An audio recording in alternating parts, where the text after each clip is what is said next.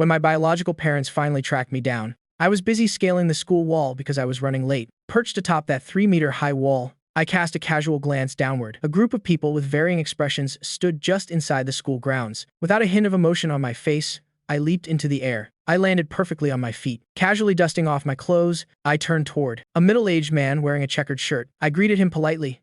"Good day, Principal." The principal gave a forced, awkward laugh. He introduced me to the group beside him. "This is Jiang Fan." Following the direction of the principal's hand, I saw a family of 3 and a young girl dressed in a hoodie. As I looked at them, they were also sizing me up. The 4 of them wore 4 very different expressions. The middle-aged man's expression was unsightly and sour. The middle-aged woman, however, looked incredibly overwhelmed with emotion, while the 2 young girls couldn't hide their sheer shock. Madam Chen spoke to the girl in the hoodie.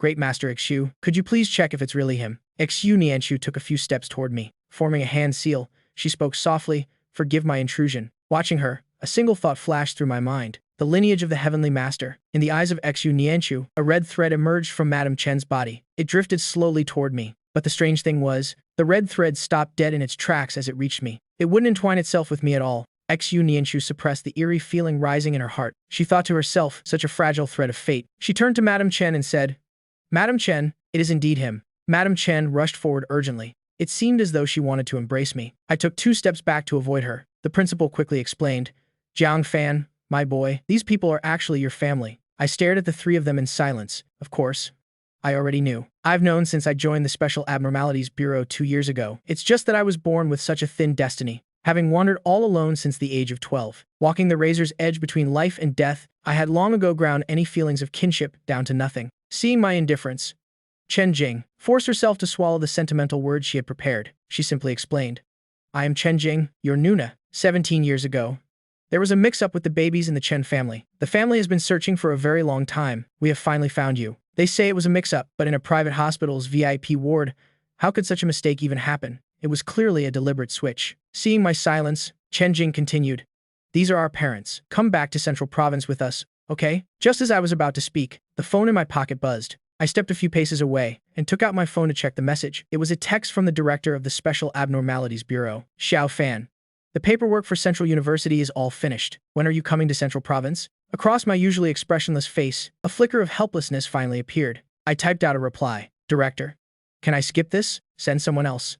Xiao Fan, "Listen, you know how it is. Everyone else at the Bureau is the wrong age. You're the only one who fits the college age profile. Besides, if those spoiled brats hadn't caused trouble, you would have finished your exams and started school 4 months ago." Huo Yan pleaded with me, certain that if I just took the exam, I would definitely get into Central University. I knew this mission was unavoidable. Sighing inwardly, I wrote, "Fine, I understand," relieved that I had agreed. Huo Yan's fingers flew across the keyboard. "I've already arranged several majors for you. You can pick one yourself once you arrive. When will you be here? Do you want a private jet?" I looked up at the Chen family members waiting there. Everything was happening at once. Might as well settle it all in one go. I turned to Chen Jing and asked, "When do we leave?" Seeing my cold demeanor, Chen Jing assumed I was reluctant to return to the family. She had prepared herself for a long session of persuasion. She didn't expect that I'd agree right after checking a text. "Mr.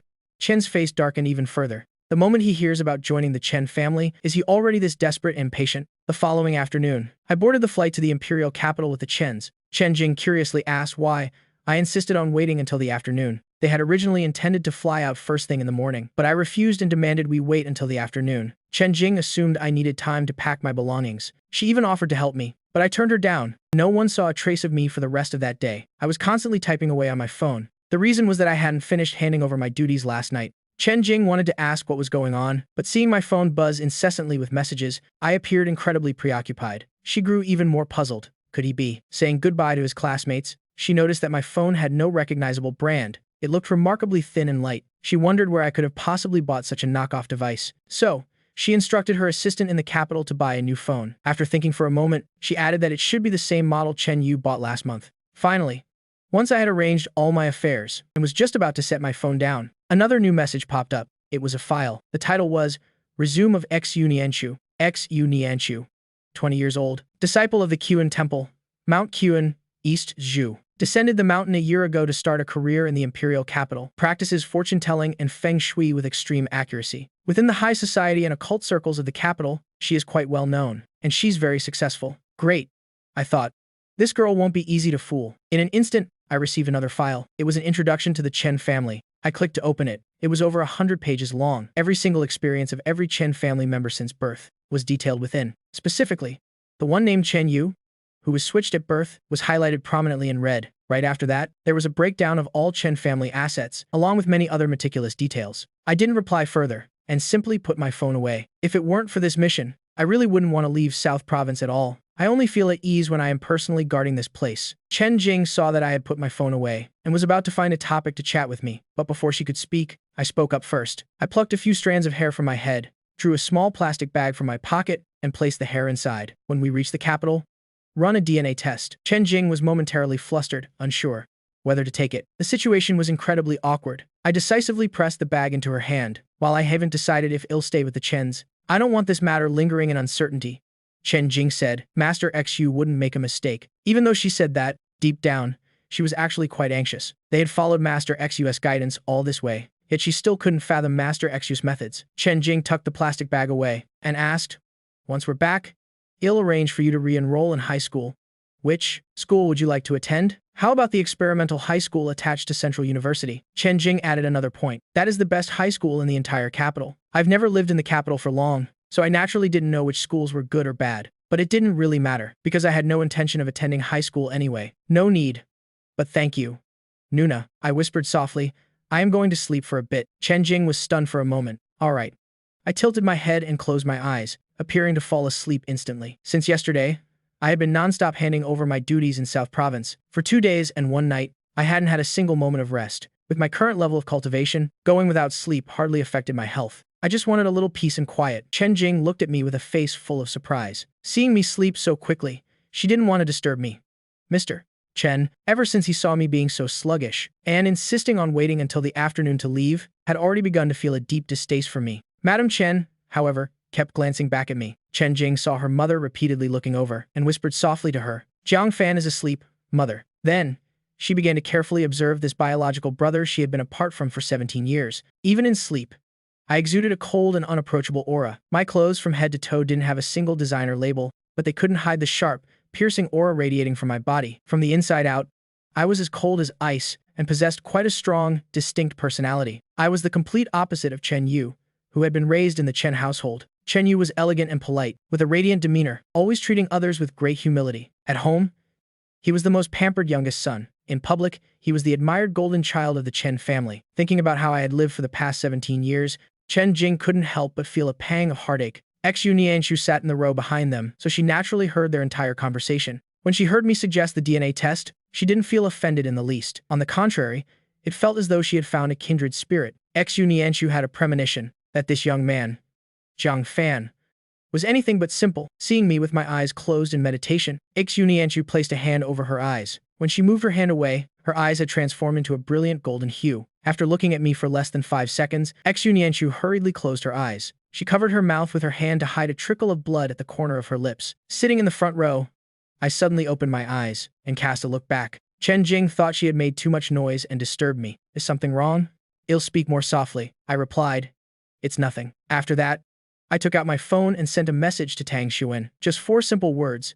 Be careful of Xu Nianshu. Xu Nianshu was completely unaware of this. She silently used a tissue to wipe the blood from her lip. She closed her eyes and thought about what she had just seen. A wave of uncontrollable sorrow rising within her. It wasn't until 11 p.m. that they finally landed in the imperial capital. The assistant was already there to pick up the group. Chen Jing handed him the plastic bag with my hair and gave him a series of careful instructions. Xu Nianshu looked at her bank balance, which had just gained several zeros, but she didn't feel the usual sense of satisfaction. Seeing me about to leave, she quickly called out, "Wait a moment." Xu Nianshu walked up to me and asked for my contact information. All 3 members of the Chen family were quite surprised. I shot her a questioning look, then recited a phone number. Xu Nianshu carefully entered the number into her phone and made a test call right then and there. My phone let out a single chime. Xu Nianshu said, "This is my number. If anything happens, you can find me anytime." With that, she turned and walked away, ignoring the Chen family's expressions. After walking a short distance, she recalled how the thread of kinship had failed to connect today, so she turned back and called out,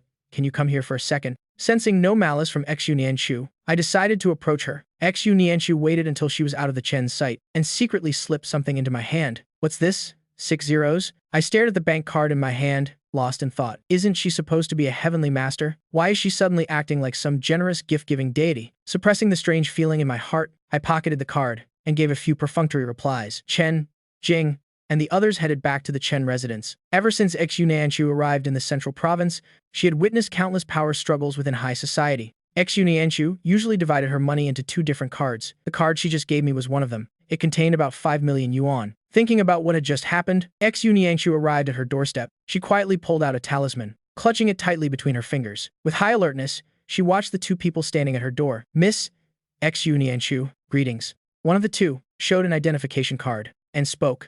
I am the commander of the Special Abnormalities Bureau, Tang Xuan. Could we have a word? After getting out of the car, I pushed my luggage with one hand, while handling messages on my phone with the other. Chen Jing looked back at me walking silently behind, carrying everything myself. She slowed her pace slightly. All along the way, when I wasn't sleeping, I was glued to my phone, typing away. She hadn't found a single opportunity to talk to me. It wasn't until we were inside the house that I finally put my phone away. At this moment in the Chen house, aside from the servants, only Chen Yu was there. He had been waiting in the living room for a long time, with an expression of extreme tension and anxiety. Since the day he learned he wasn't the biological son of the Chens, fear, insecurity, and worry had weighed on him until he felt suffocated. Seeing the Chen family return, Chen Yu rushed out to meet them. Father, mother, second sister. You're all home. Mr. Chen gave a slight nod. Xiao Yu. Madam Chen smiled and took Chen Yu's hand. Then she introduced. This is Jiang Fan. The smile on Chen Yu's face looked a bit forced. He looked slightly flustered as he said, Brother. I cast a glance at him and said coldly, No need to call me that, Jiang Fan. He seemed intimidated by my icy exterior. Chen Yu shrank back slightly and looked at Madam Chen instinctively. Madam Chen's face showed clear embarrassment, not knowing what the right thing to say was. Mr. Chen appeared dissatisfied. Frowning, he shouted, From now on, you and Xiao Yu are brothers. You're both children of the Chen family. I looked at him with questioning eyes. Chen Jing, standing nearby, quickly spoke up. Xiao Fan, he just got home. He's probably just not used to it yet. Take it slow. Chen Jing told the servant to take my suitcase, but I took a step back, still holding firmly onto the handle. I looked up at the Chen family members. Let's talk. Everyone sat down together on the living room sofa. I was the one to speak first. Father, how do you intend to handle my identity? The Chen family had actually considered this question long ago. They planned to tell the world that the two were twin brothers, Mr. Chen said, publicly. Well, say you're the Chen's adopted son. Chen Jing cried out in shock. Father, we already agreed on something else. Mr. Chen cut Chen Jing off, his voice full of calculating cunning. The Chen family cannot have a son with such poor character. Madam Chen protested. No.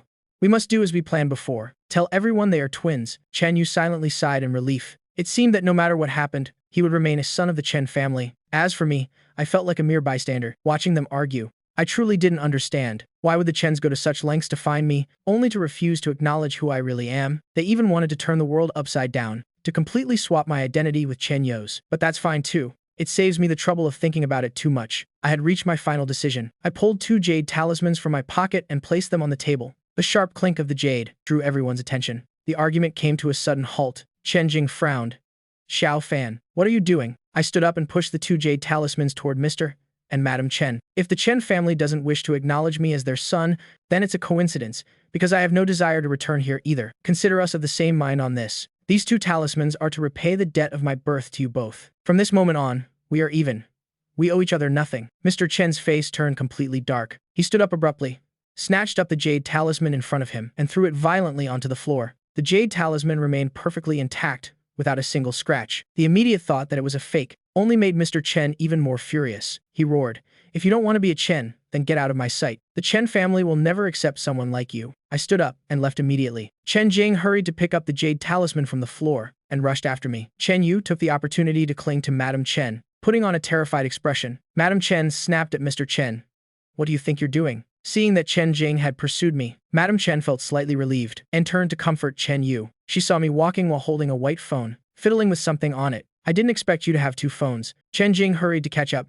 Xiao Fan, father just has a bad temper. Don't take it to heart. As she got closer, she could finally see it clearly. My phone was the same brand she had bought for Chen Yu, except this was a model from 2 years ago. 2 years ago, this phone would have cost tens of thousands of yuan. Where did you get the money to buy this? I ignored her inquisitive gaze and replied coldly, Whatever he's like has nothing to do with me. After what happened today, consider our debt to each other fully settled. Chen Jing looked down and saw that I had a ride-hailing app open on my phone. She changed her tone. Where do you want to go? Let me drive you. I have an apartment downtown. You can stay there for now. I replied. No need to trouble yourself, sister. Xiao Fan. While the two were talking, they walked out to the gates of the Chen villa. A strikingly eye-catching red sports car was parked by the roadside. A girl with vibrant pink-dyed hair, dressed in casual clothes, was leaning lazily against the car and waved her hand at me. Chen Jing was stunned for a moment. Isn't that the youngest daughter of the Liu family? The Liu family was a power far beyond the reach of the Chens. In recent years, they had even begun to overshadow the Chen family. Liu Ruyan was the youngest daughter of that clan. She was known for her wild and unrestrained lifestyle, constantly traveling, her movements always unpredictable. She only occasionally appeared at high society parties, always carrying an aura of arrogance and indifference, as if looking down on everyone else. I looked up at Liu Ruyan. Why are you here? Liu Ruyan was supposed to be guarding the western border of West Zhou. Normally, she would never leave her post. Liu Ruyan took a few steps closer and naturally took the suitcase from my hand, opening the trunk to put it inside. Nothing's happening over there. Everyone can take turns resting. I am on leave to visit family. I was originally going to find you, but I heard you've moved here, so I came to get you. I got your schedule from Commander Tang. I also heard some rumors in the circle, so I know all about the Chen's baby switch, and I've pretty much guessed how it all went down. With the way the Chen family behaves, there's no way you'd stay here even for a single night. I watched as she finished stowing the suitcase. I could have just called a ride myself. Liu Ruyan casually closed the trunk. That's too much trouble. In the capital, you can just call me whenever you need. Chen Jing had just walked up as well, her mind a whirl of confusion. Is this really the arrogant third princess of the Liu family? Liu Ruyan continued. The dorms are far away. Just come stay at my place. I'll drive you to school tomorrow. Before I could speak, Chen Jing blurted out, no. Both of them turned simultaneously to look at her. Chen Jing took a few steps forward. You can't. Xiao Fan, you're not going anywhere. Liu Ruyan raised an eyebrow at her. Suddenly, her eyes were drawn to the jade talisman in Chen Jing's hand. She gave a light chuckle. On what authority are you trying to control him? Chen Jing was about to say, I am his sister, but I cut her off. Don't worry about it. Nuna. I took another glance at the jade talisman in Chen Jing's hand. Since Chen Guoxing didn't want it, then I'll give it to you. Just give the other one to Madame Chen. Liu Ruyan, standing nearby, chimed in. Xiao Fan, you're truly far too generous. As she spoke, she opened the passenger door and looked at me, gesturing with her hand, after you. Liu Ruyan thoughtfully closed the door from me, then turned to give Chen Jing a piece of sincere advice. It's best if you keep that jade talisman with you at all times. With that, Liu Ruyan stepped into the driver's seat. She seemed to be muttering to herself, truly generous. Indeed. Liu Ruyan sped off, leaving Chen Jing standing there with a bewildered expression. But clearly, I didn't want her interfering in any of this. This situation and my connection with Liu Ruyan appeared to be anything but ordinary. Chen Jing stared intensely at the jade talisman in her hand, then silently tucked it into her coat pocket. If he gave it to me, then it's mine from now on. She didn't know the origin of this jade talisman, but it felt cool to the touch. The quality appeared exceptionally fine. There was absolutely no way it could be a fake. So then, why? Is it valuable or not? What did Liu Ruyan mean by those words? From her demeanor, it was clear she was very envious of me. Chen Jing could only feel that. The number of these younger brothers and sisters is just growing. Chen Jing returned. Mother Chen hurriedly asked about my situation. Chen Jing, she didn't dare mention that Liu Ruyan had picked me up. She only said that I had taken a car and left on my own. Father Chen didn't expect that I would actually leave like that. It made his face turn pale with rage. Seeing the jade talisman left on the table, he was about to smash it. But Chen Jing was quick to snatch it up. I'll go look for him tomorrow. She planned to visit Master Xu first, to ask him to take a look at this jade talisman. In the car, Liu Ruyan occasionally stole a glance at me. What are you looking at? Liu Ruyan felt a bit embarrassed. She gave a soft smile. How is your injury? I have been with the bureau for 2 years. She had never seen me so badly injured before. If it wasn't for saving them, I acted like I didn't care at all. It's healed, thanks to the healer that Tang Xuan found. I only had to stay in recovery for half a month. That was a great demon with 10,000 years of cultivation. I was able to protect them and retreat safely. So you must have reached your limit, right? Liu Ruyan suddenly remembered something. She angrily slammed her hand on the steering wheel. It's all because of those stupid rich brats. Over 3 months ago, 5 young masters and ladies from the elite families of Central State Capital went on an outdoor expedition. They drove themselves all the way to Western Jin in Western Zhou and recklessly charged into the Forbidden Zone. That place is the boundary between humans and demons. They found a weak point in the barrier and sneaked into the demon territory. Liu Ruyan continued to scold. And those people from Team 1007 too, guarding a Forbidden Zone, and they weren't even careful. And what's with that damn obsession with rushing to save people? They've completely lost their minds. They didn't even care about the rules, daring to directly chase after them inside, only to almost lose their lives in there. The stone sector of the Bureau is responsible for guarding the Forbidden Zone. Sector 2 is the one responsible for entering the barrier to save lost souls. The stone sector let those 5 rich brats successfully bypass the law. And yet, they dared to say it was out of eagerness to save people, only to chase in there together. To be honest and a bit cruel, if it were only those rich brats, the chief of Sector 2 would never have sent anyone to save them. Accidentally getting lost and intentionally intruding are 2 different things. They brought it on themselves. It's not worth sacrificing. the lives of the Bureau's enforcers. But the enforcers of Team 1007 entered that place being both weak and unlucky. They encountered a 10,000-year-old demon as soon as they arrived. Our Sector 2 had to go in to rescue them, but the result was like moths to a flame. Wave after wave went in to die. In the end, they still had to call me to settle it. If it wasn't for that great demon, wanting to see them struggle, I am afraid they wouldn't have survived long enough for me to arrive. By the time I rushed there, 2 members of Team 1007 had already died, and everyone else was severely injured. After getting out, even with a healer's treatment, I myself was bedridden for an entire month. I don't need to say anything more. I looked out the window. The traffic was busy. That battle with the great demon, both sides suffered heavy losses. It even attracted the attention of the demon princess. At that time, my meridians were completely damaged. My spiritual energy was almost exhausted. If I really had to take action, I would have had no choice but to use that move. I cannot die yet. Fortunately, the demon princess did not strike. After looking at me for a long time, "Hey, Chief Enforcer, time is running out for the human race." A young girl's cold voice rang out. It contained a warning and a bit of schadenfreude. Both the demon and monster races are waiting to witness the moment the barrier vanishes, to see where the human race will end up then. After the demon princess said those words, she let you all leave. The number of human cultivators is not small, but there are very few families left guarding the barrier now. The remaining families chose seclusion, indifferent to worldly affairs. They only want to protect their own small patch of land, and still dream of the path to immortality. As an official agency with special abilities, our bureau is currently alone and vulnerable, completely isolated and without help. Manpower is extremely scarce. For the safety of ordinary people, the Forbidden Zone was established.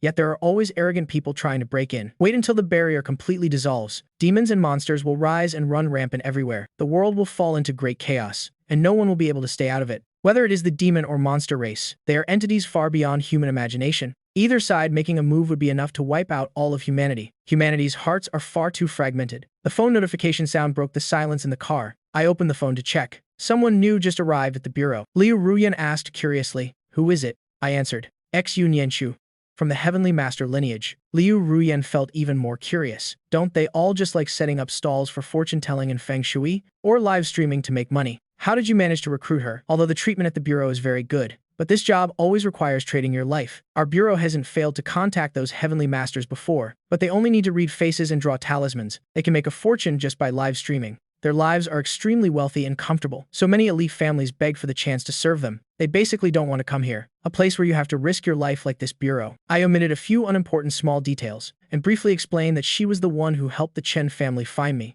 I sent the live stream video to brother Xuan. He was the one who went to recruit her. I was just trying my luck back then, because not everyone only lives for themselves. There are still people with burning passion, ready to sacrifice their lives to seize a glimmer of hope for humanity. A living proof is right here beside me. The person driving over there, giving up a multi-billion-dollar fortune to join the bureau and traveling far to guard the western border. Liu Ruyan spoke. It's rare to meet someone like that in a lifetime. I also feel that she is indeed a very rare person. Ex-Yunyanchu sent a friend request. I pressed accept. Ex-Yunyanchu. Thank you. Thank you for the recommendation, Chief Enforcer. I am Jiang Fan. Welcome to the bureau. Just after sending the message, I received another phone call. The other party said something, and I replied, "All right. He'll head over there right now." After hanging up, I said, "I have to trouble you once again, to the headquarters." Liu Ruyan muttered while turning the wheel. "It's the middle of the night. I don't know who's crazy, calling you over at this hour. It's the chief political officer, the supreme leader of all 5 states." Liu Ruyan suddenly fell silent for a moment. "Sorry. I must be crazy for saying that." When they both ran to the director's office, the person guarding the door saw it was me, and hurriedly opened the door for me to enter. Liu Ruyan followed behind. She saw the scene inside the room, and her steps suddenly froze. Just wait out here." There were 3 people in that room. The chief political officer, the director of the bureau, Yuaning, and the commander-in-chief of the bureau, Tang Xuwen. And now there's the addition of a chief enforcer. I didn't wait for the chief political officer to speak, but took the initiative to stop her and said, "Since you're here, come in and sit." Another classic "since you're here" line. The chief political officer also extended an invitation. Therefore, Liu Ruyan couldn't really leave. After waiting for me to sit down, only then did she dare to choose a chair to sit. She sat in the last position of the row of chairs, sitting upright and proper, just like an elementary school child. The chief political officer said, "Everyone is here now. Let's begin." Yuaning said, "Little fan, the enrollment procedures at Central State University are all done for you. Tomorrow, Xuan will personally take you there to report." I nodded slightly. "Fine." Yuaning continued, "Your mission this time is to select young talents with cultivation potential, or anyone you find suitable. The deadline for this mission is 5 months. What on earth was that last condition?" But I still replied, "Understood." After saying that, I turned to the chief political officer and asked, "Based on the notifications I received, The large-scale selection at the 5 states universities won't start for another 6 months. And after that, cultivation rituals will be gradually revealed to society. Why ask me to pick a few people now? Besides, this kind of personnel selection task could completely be handled by other enforcers. There's really no need to deploy me back here from South State. Central State University is currently one of the top schools, and it truly is a cradle for many talents. The health exams at 5 states universities a month ago were actually a preliminary survey of everyone's potential. At Central State University, there are many individuals with cultivation potential. You will definitely be able to find some elite talents there. The political officer didn't mince words. He went straight to the point and said, "Because we want you to build a squad of your own." Liu Ruyan tried to suppress her curiosity, but in the end, she couldn't help but blurt out, "Why? If little Fan feels it's necessary, our team 0203 can completely help him. After all, he originally came from our team. The number of bureau enforcers is currently extremely scarce. All enforcers have been assigned to 17 different sectors. Each sector has 10 small teams. Each team has 5 to 7 members depending on the actual situation. The total number of enforcers combined just barely reaches 1,000. Among them, 400 are currently guarding the southern border, and another 300 are guarding the western border. 100 are stationed in North State, and another 100 are in East State. The final 100 remaining are tasked with staying to protect Central State. About 2 years ago, when I first joined the Bureau, I was assigned to Team 3 of Sector 2. Sector 2 is the unit responsible for guarding the western border, where we directly face threats from the monster race. Meanwhile, the southern border is where the demon race runs rampant. The danger there is actually much greater than in the west. The protective barrier at the southern border is becoming weaker by the day. Under the demon race's attacks, defensive gaps have started to appear. The demon race exploited those openings to infiltrate human territory, and many humans accidentally strayed into demon lands. I began embarking on dangerous solo missions, disregarding hardships, and many times I rescued other squads from life or death situations. Regarding my knowledge of the demon race, I am indeed the one who understands them better than anyone else in this entire bureau. After just 1 short year, I was honored to become a chief enforcer. My name now stands in a completely separate position, and I officially became a lone traveler on this thorny path. I asked, "Why ask me to build a squad?" Huo Yan asked me back, "Don't you want to have teammates, so that when you go on missions, you're no longer alone, to have companions you can trust with your very life?" I turned slightly to look at him, and calmly said, "I already have my own teammates. There used to be many, it's just that they're no longer here now. Now I only have one true companion left, ready to live or die with me." Huo Yan hurriedly asked, "So where is that person now?" But I didn't give any answer. The chief political officer spoke. "Jiang Fan, our human race needs to mature as quickly as possible. You can't just keep playing the role of a silent guardian like this, because there are too many people. You alone cannot protect everyone. Humanity now desperately needs a proper guide. Actually, we don't expect them to become extraordinary like you. It's enough if they're strong enough to fight ordinary demons and monsters. I am planning to select a group of promising young talents, to give them the chance to be tempered and mature first. As for what comes next, we'll discuss it later." Li Ying smiled slightly. "All right." Huo Yan then handed me a list. This is the result of the tests conducted half a month ago, including all individuals evaluated as having latent potential, their names, ages, majors, and family backgrounds. There are even portrait photos attached. All the information is listed very clearly and in great detail. Your squad will be designated as Team 0. I took the list and nodded in confirmation. After knowing I had no other schedule, I took the list and plan and walked out of the room. Once their figures had disappeared behind the door, Huo Yan let out a long sigh. Will a plan like this actually be effective? The chief political officer leaned back on the sofa and rubbed the bridge of his nose with a weary expression. "Let's just give it a shot." Tang Xuan glanced at the two of them. "I told you he already had a teammate, so there must be some kind of support." Huo Yan spoke up. "A teammate that no one has ever seen before. That's certainly a mysterious teammate. This means his support is also extremely vague and uncertain." The chief political officer said, "That teammate has too many uncertain factors. It's better to create conditions for him to have more ties to reality. A teammate that even we can't contact, in the end, is no different from having none at all. If Jiang Fan suddenly disappears, then well, lose track and won't be able to find him anywhere. The real reason they want Jiang Fan to form his own squad actually isn't just that, or more precisely, not just simply wanting me to train a new group of talents. I have endured a past full of pain and loss. Even though I look like a normal person now, I can still happily chat and laugh with those around me. However, deep in my heart, only a pervasive coldness remains. Whenever danger strikes, I always choose to face the storm alone. I never even turn on my tracking device, as if I am mentally prepared to accept it if I can't return. When injured, I absolutely never breathe a word to anyone, always acting casual as if nothing significant happened, then quietly finding a hideout alone to bandage and treat my wounds. Maybe it's partly because the age gap between them is too large, thus creating barriers and spiritual distance, or perhaps because of my painful past or the hardships I faced upon joining the Bureau. so I still haven't truly opened up and placed full trust in them. But all those reasons don't matter anymore. If the age gap is felt as an obstacle, then create conditions for him to interact and work with peers of his age. If he still feels a lack of trust, then let him personally select teammates he truly trusts. At all costs,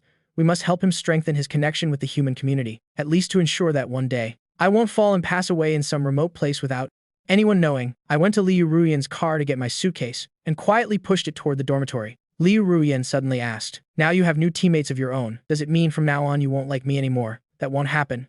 Liu Ruyan's eyes suddenly flashed with a glimmer of hope. "Little fan. Ning toi lai fan en noi tiep. Barvi tu truk danger. Toi kum chua tum thiko." This has absolutely nothing to do with whether I have teammates or not. Liu Ruyan exclaimed, "Oh my, you're breaking my heart." My face remained terrifyingly cold. Liu Ruyan noticed I had no expression at her jokes, so she immediately pulled back her playful, joking demeanor and switched to a very serious tone. "Jiang Fan, I am truly sorry." My footsteps suddenly stopped. I turned slightly and looked at her. Liu Ruyan pursed her lips before continuing. "Captain Liu asked me to send a most sincere apology to you on behalf of all of Team 0203. They say they feel deeply ashamed and can't bear to face you anymore. Apologies for their arrogance, snobbery, and inflated egos until now. Always thinking they were right and looking down on everyone. They thought that by standing together, they would be invincible. But the end result was that the entire Team 0203, facing that great demon, couldn't even hold out for more than 10 moves. But as soon as I appeared in time, that fierce monster couldn't advance even a single step. Witnessing my appearance then, drenched in fresh blood stains. At the moment I stood tall in front to protect them all, with a steady and resilient stance, refusing to back down even half an inch. All the coldness and indifference they showed me for the past 2 years have now vanished and turned into deep regret and gratitude. In truth, behind my back, all the members of Team 0203, because they lacked the courage to defy orders from above, chose to vent all their frustration and resentment on a newcomer like me. None of them ever intended to find out what my true strength was, simply because they saw me as too young in both age and experience, so they naturally viewed me as a burden hindering the team's progress. They claimed to protect me, but in reality, they were isolating and pushing me away. Yet, I maintained an amazing calm. None of that matters anymore. Before stepping through the doors of this bureau, I had already tasted enough of the bitterness and malice of this world. I soon realized the truth that I am not a piece of shining gold, so I can't expect everyone in this world to love and cherish me. Even looking back on everything now, even my own biological parents didn't give me a shred of love. So how could I expect it from strangers I've just met? That's right. No one in this world is obligated to care for or defer to me, and the only person I can truly trust and lean on is myself. Suddenly remembering the words Huo Yan once said, I uncontrollably reached up and gripped the piece jade hanging from my neck. No, in fact, I still have companions of my own, and I will never have to walk this path alone again. Early the next morning, Chen Jing was at ex-Unianku's residence. After knocking and waiting for a long time, no one came to open the door. Chen Jing then had to pick up the phone to call ex-Unianchu. Ex-Unianchu heard Chen Jing say she possessed a precious jade piece, and really wanted her to take some time to help check it. To her, this wasn't a very big or difficult task, so of course, she happily accepted immediately. She casually asked, "Where did this jade come from?" Chen Jing, she replied, "Yes, it's an item Jiang Fan left behind." Upon hearing that, Xu Nianqi's attitude suddenly changed. "Miss Chen, I am truly very sorry, but regarding this matter, we've decided not to help you anymore." Chen Jing found this sudden change extremely baffling, because clearly, they had just settled the time and meeting place a moment ago, and yet now she suddenly changed her mind and refused so firmly. Why is that? Suddenly remembering her earlier words, Chen Jing spoke up, "Master XU, is the reason because of that name, Jiang Fan?" Yu Nianchu only replied with one sentence, "I have nothing to say to you. Goodbye." After uttering those words, she hung up very decisively and without hesitation. Seeming still uneasy, she thought for a moment, and then she decided to put Chen Jing's contact number on the blacklist. In matters concerning the chief enforcer, it's best if I don't get involved, because doing so would be truly presumptuous and disrespectful. Chen Jing, seeing the call cut off halfway, hurriedly pressed the button to call again, but the other end only announced, "The number you are calling is currently busy. Please call again later." Chen Jing disconnected the call, called a third time, but the result was the same. It was true. She had been blocked. This younger brother switched at birth for 17 years. Who on earth is he? While Chen Jing was still on her way back to the Chen house, she received a call from her assistant. "Miss, the DNA test results are in. The results show he and Mr. and Mrs. Chen truly have a biological parent-child relationship. He really is your long-lost biological younger brother. But at this point, what does that even mean anymore? Because up until now, they have absolutely no clue as to my whereabouts." When Chen Jing brought the DNA test result back to the Chen villa, at this time, the whole family was gathered around the table for breakfast. Father Chen glanced at it and casually tossed the report aside. Just act like this, returning to the roots business never happened. After all, His temperament is naturally stubborn and unruly. Our Chen family has always only had one son named Chen Yu. Mother Chen immediately spoke up in fierce opposition. No matter what he's like, he is my own flesh and blood that I carried for 9 months. If you don't acknowledge him, that's fine, but I will definitely reclaim my child. Little Jing, pick up the phone and give him a call to ask where he is right now. Chen Jing's action of picking up food suddenly stopped halfway. She clicked her tongue regretfully.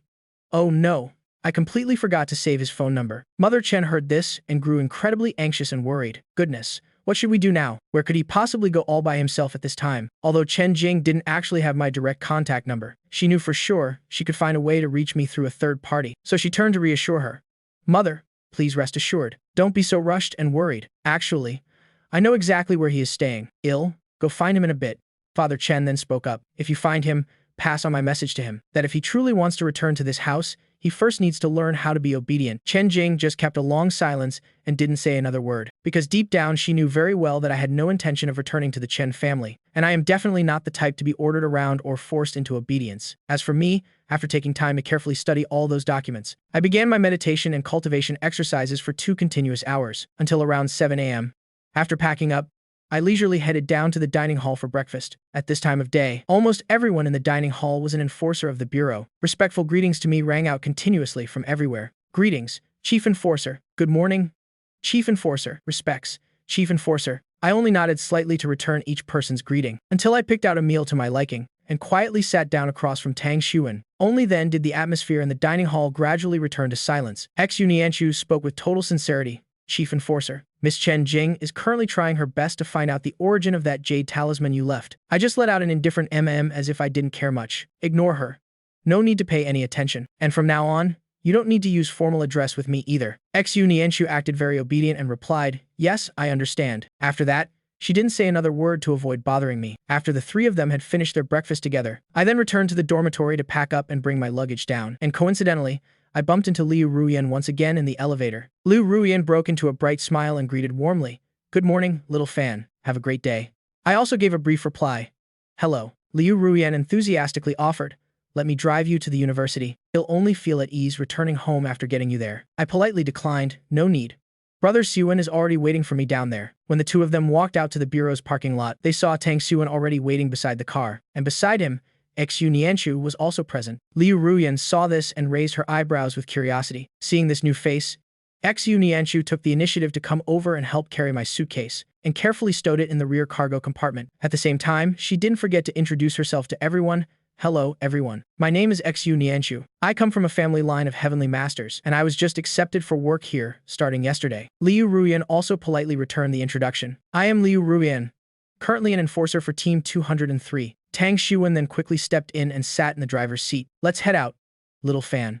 Just sit comfortably in the back row. As the car began to roll and slowly fade into the distance, only then did Liu Ruyan mutter to herself, Xu Nianchu, I wonder what she's following along for. Inside the quiet space of the car Tang Xuan was driving, Xu Nianchu took the initiative to ask, Chief Enforcer, are you currently planning to build a squad of your own? Hearing that question, I glanced toward Tang Xuan driving up front. It turns out he knew everything beforehand, so he intentionally arranged for me to sit in the back row with her. Tang Xuan saw my gaze through the rearview mirror and nodded slightly. She's the one who took the initiative to find me and ask about candidates for your new squad. Actually, your teammates don't necessarily have to be students from that university, since Xu Nianchu is just a newcomer who was recently hired. According to current regulations, she is still temporarily assigned to work at the bureau headquarters. Since early this morning, she had taken the initiative to find Tang Xuan to ask if all enforcers already had their own squads. Chief Jiang, do you have a squad yet? Tang Xuan noticed that she seemed eager to give it a try, so he told her about my plan to form a team. Tang Xuan was very curious, wondering what kind of person would be able to join my squad. My gaze shifted toward Xu Nianchu. Xu Nianchu continued.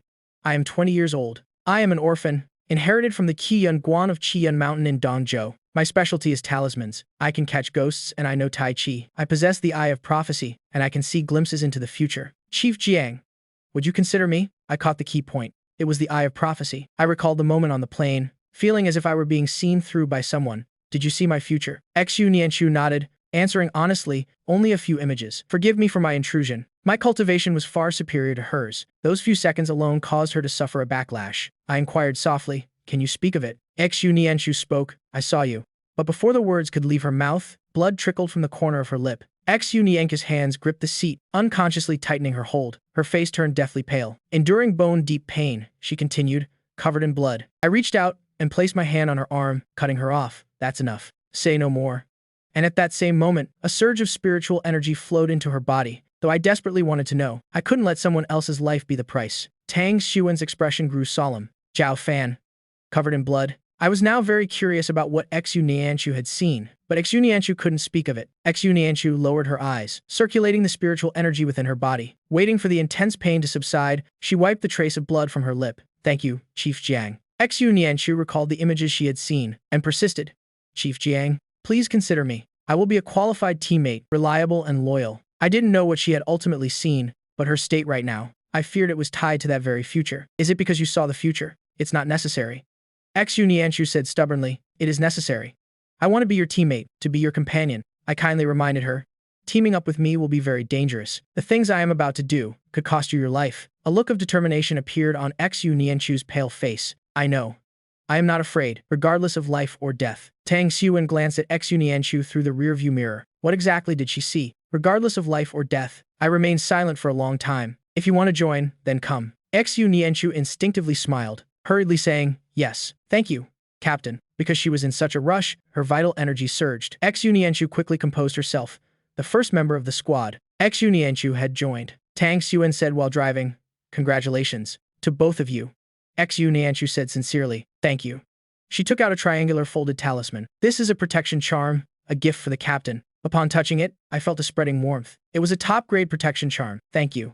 I thought for a moment, then took a jade talisman from my pocket and handed it to her. The effect was identical to the one I gave the Chen family, only the shape was different. Tang Xuan reminded Xu Nianchu, keep this with you.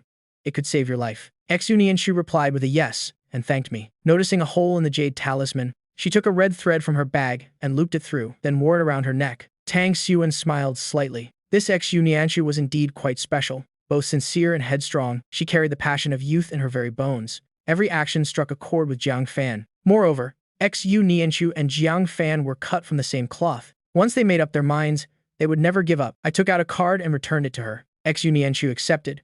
With the Special Bureau's compensation, as a chief enforcer, I wouldn't be lacking money. Tang Xuan asked curiously, what is that? It's the bank card she gave me earlier. Tang Xuan looked toward Xu Nianchu. Why did you give Xiao Fan a bank card? Xu Nianchu hesitated for a moment, but still chose to tell the truth. I was afraid the Chen family wouldn't treat him well. Afraid that because of me, he came to this strange place, only to end up living a wandering life. What exactly did Xu Nianchu see? To give a bank card before even knowing his true identity, before she even knew who he was. She truly is like a generous fairy sent from above. Principal Zhang received orders from higher-ups, and already knew some of the news in advance, so he had been waiting for a long time. He treated them with extreme respect. Mr. Tang, all procedures have been completed. Mr.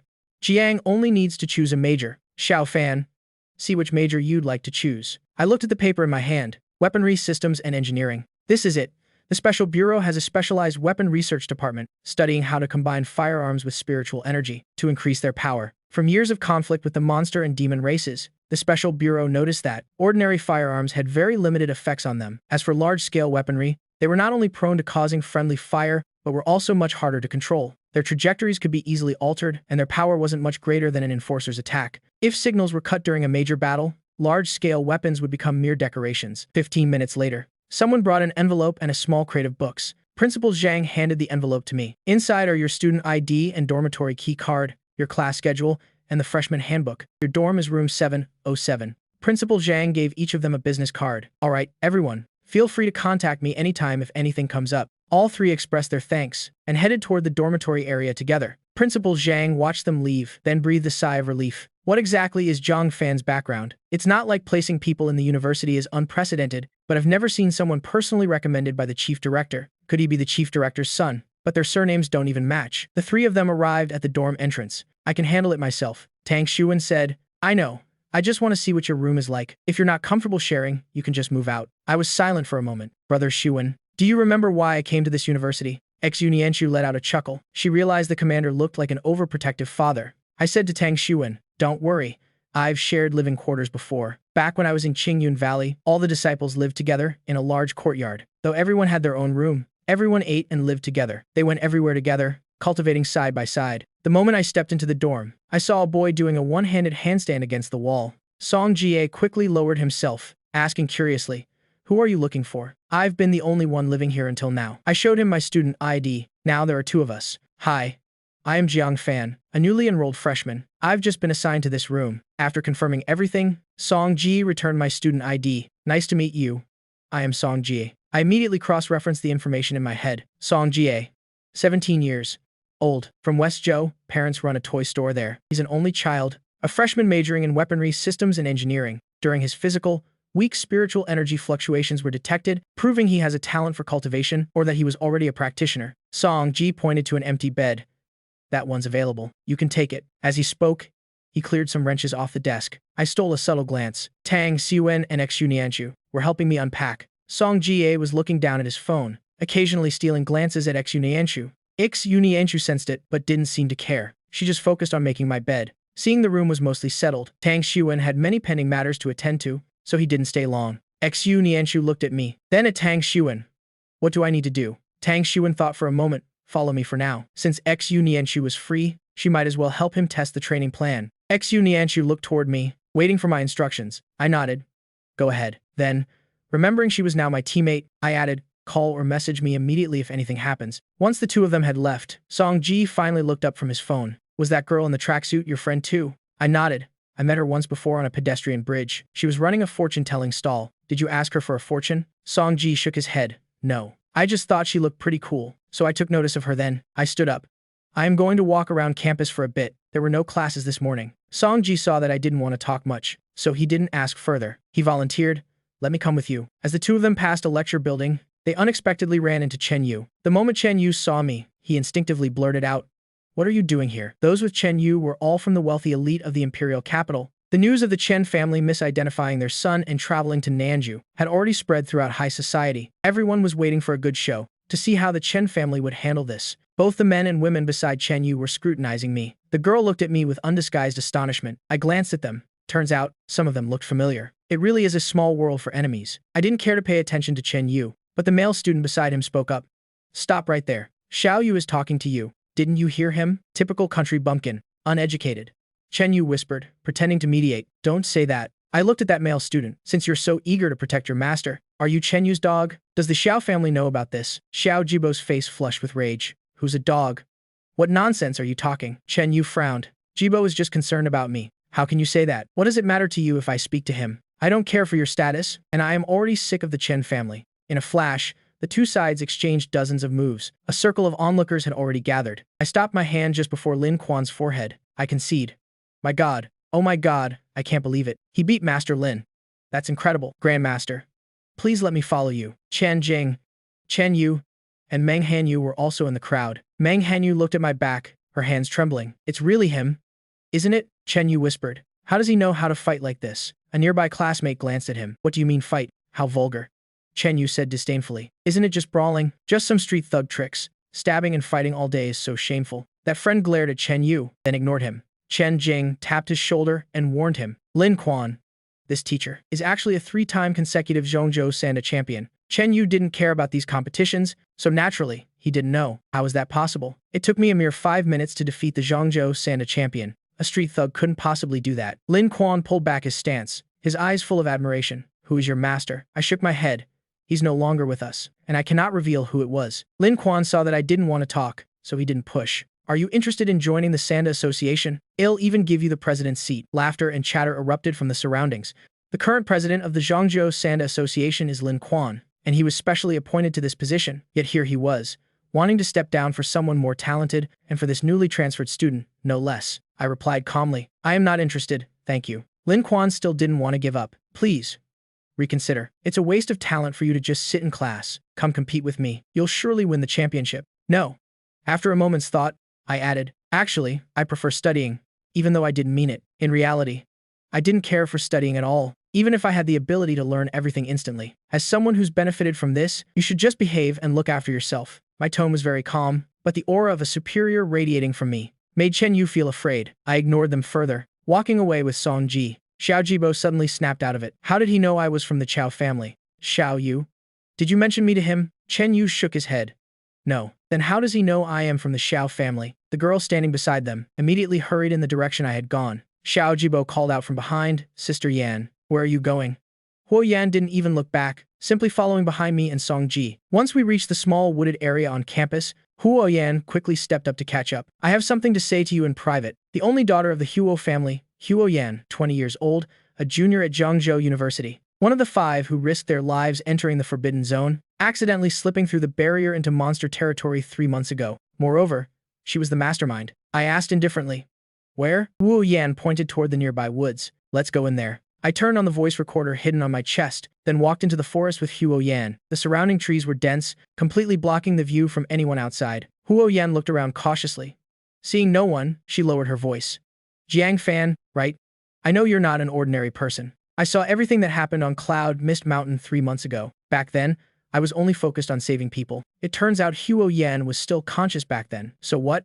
Huo Yan's face showed clear smugness. You wouldn't want the fact that you're not human to be known by others, would you? Gazing at the handsome face of the young man before her, Huo Yan unconsciously reached out to touch my face, but I took a step back to avoid her. Huo Yan didn't care. Be my boyfriend, and then keep your secret. My entire body exuded a sharp aura in a Cloud Mist Mountain. That edge was even more apparent, making it impossible not to admire me. For the past 3 months, that image had haunted Huo Yan's memory. Huo Yan smiled as if victory was already hers. My Huo family is much more powerful than the Chen family. What do you think? As she spoke, she reached out again. My gaze grew increasingly cold as I looked at her. I reached out and turned off the recorder just before she could touch me. I delivered a kick that sent her flying back. Outside the woods, Song Ji heard the noise and quickly stepped inside. Instead, I called out, I am fine, give me a moment. I waved my hand, setting up a barrier to block the sound from the outside, then moved toward Huo Yan. Huo Yan yelled furiously, What are you doing? I stood there, looking down at her. You knew I wasn't ordinary, and yet you still dared to threaten me. Aren't you a public servant? You're supposed to protect us. How can you hit someone? I stepped on her arm, pressing down hard. I said coldly, I could even kill you. I've restrained my temper a lot over the years, but I am no pushover who allows others to trample over me. Only now did Huo Yan begin to feel afraid. She began to beg. I was wrong. I'm sorry. I am sorry. I was just possessed for a moment. I was wrong. The moment I lifted my foot, I barked, Shut up. Huo Yan didn't dare say another word, not even daring to cry out in pain. I withdrew the barrier and walked out of the forest while dialing a number on my phone. I whispered a few words into the receiver. Song Jie saw me walk out alone and asked, What happened?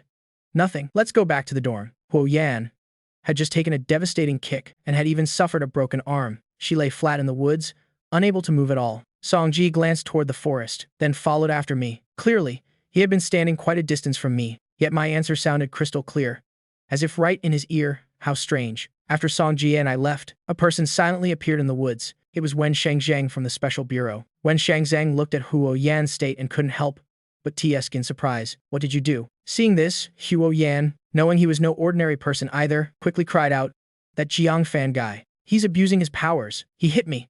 I am going to report him. Wen Shangzheng crouched down. Poor thing, but it's okay. You'll forget everything soon enough. Now, look into my eyes. Saying that, he took out a palm-sized dream catcher and waved it 4 times before Huo Yan's eyes. Huo Yan immediately fell into a state of unconsciousness. Wen Shangzhang put away the dream catcher. Done. We can notify the Huo family to come pick her up now. Wen Shangzheng had wiped all of Huo Yan's memories from the last 4 months. Not only about Jiang Fan, she wouldn't even remember what she learned this morning. I hadn't even made it back to the dorm when I received a message. Chief Jiang, Huo Yan has been dealt with. The video has been sent to you. Erasing someone's memory always requires a valid reason, or at least a formal report. Wen Shangzhang was about to leave, so he decided to watch the video for a moment. Having watched it, he angrily turned back and kicked Huo Yan twice more. You ungrateful brat. How dare you use that to threaten Chief Jiang? You truly don't know the limits of the world. After venting his anger, Wen Shangzhang returned to the bureau in a huff. He gnashed his teeth while drawing several formation diagrams. The enforcers from District 17, intending to report their work, saw his state and were so terrified they vanished. Never mind. Forget it. This isn't urgent enough to report right now. Huo Yan was rushed directly to the emergency room. Huo Yan's mother stood outside the hospital room, crying and screaming. Go and investigate who on earth did this. Daring to harm my daughter like this? I will definitely not let them get away with it. Huo Yan's father snapped. Investigate? What is there to investigate? Starting today, no one is to ever mention this again. That was a call from the authorities. He knew all too well what kind of character his daughter had. This time, she had definitely crossed the wrong person. Mother Huo still wouldn't let it go and said indignantly, So is Yan just supposed to suffer for nothing? Didn't we just pay out 2 billion? Call their people here to investigate. Shut up. You'll take that matter to your grave. Regarding the recent rescue mission at Cloud Mist Mountain, 2 people had died, and many were seriously injured. Naturally, saving lives wouldn't be for free. For those 5 wealthy heirs, each family had to pay 1 billion, except for Huo Yan, who, as the mastermind, had to pay 2 billion. For a wealthy clan like the Huo family, it was enough to cause a significant loss. As for the other 3 families, they had all gone bankrupt. At the Liu residence, as soon as Liu Ruyan returned, she saw that both her father and mother were present, and sitting opposite them was none other than Chen Jing. She said dissatisfied, "Why do I see your face everywhere?" Her father immediately reprimanded her. "What kind of way is that to speak?" Liu Ruyan pouted. Mother Liu waved her over. Liu Ruyan then went and sat on the sofa beside her mother, slouching and loafing around. "Dad, why did you call me here?" Father Liu gets angry, gives her a kick. "You're never home all year round. Even after returning to the imperial capital, you still won't come home. What do you think I called you back for?" Mother Liu pretends to be annoyed and hits Father Liu. "Our daughter finally managed to visit home. What will you do if you kick her away?" After kicking Liu Ruyan, Father Liu looks at Chen Jing. "Xiao Jing, please excuse us for this scene. Feel free to ask whatever you want." "Thank you, uncle." Liu Ruyan, "Where is Jiang Fan?" Liu Ruyan sits up straight, asks Chen Jing, "What do you want with him? He is a child of the Chen family. Naturally, we want to bring him home." Father Liu thinks to himself, "No wonder. I heard a long time ago that the Chen family took the wrong child. It turns out this Jiang Fan is the biological son." Liu Ruyan sneers. "The Chen family's son is Chen Wu, not Jiang Fan." Chen Jing frowns. "The Chen family can afford to raise 2 sons. Jiang Fan will have a very good life once he returns home. We won't let him suffer any grievances." Liu Ruyan raises her voice. "Hasn't he suffered enough already?" Lia's parents are both startled by her shout. Chen Jing is also taken aback. She didn't expect Liu Ruyan to react so violently. After saying that, Liu Ruyan gives a self-deprecating laugh. He never even cared about the Chen family. "I won't disclose any information about him either. Don't waste your effort anymore." Having said her piece, she goes straight upstairs. Seeing this, Chen Jing doesn't feel right staying any longer, so she says goodbye to Lia's parents. Once Chen Jing is gone, Father Liu goes upstairs. Liu Ruyan has already locked her bedroom door. Father Liu knocks on the door. "Ruyan, open the door." Liu Ruyan clumsily crawls out of bed and opens the door. Hanging her head tiredly, she flops back onto the bed.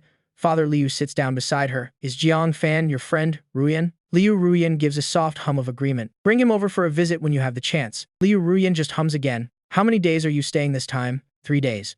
She had applied for 5 days of leave. She came back yesterday to pick up a friend, stayed home for 3 days, and will head back to Ixiju on the 5th day. Right after she finished speaking, Liu Ruyan's phone rings. It's the exclusive ringtone of the bureau. Liu Ruyan immediately snaps out of her lethargy. She jumps up to answer the phone. A voice from the other end says, "Liu Ruyan, vacation is cancelled. To be back here tomorrow." Liu Ruyan is devastated. "Why tomorrow? It's not immediate return, so it means it's not that urgent. I don't want to go back. Stop whining and get back here on time." Liu Ruyan says gloomily.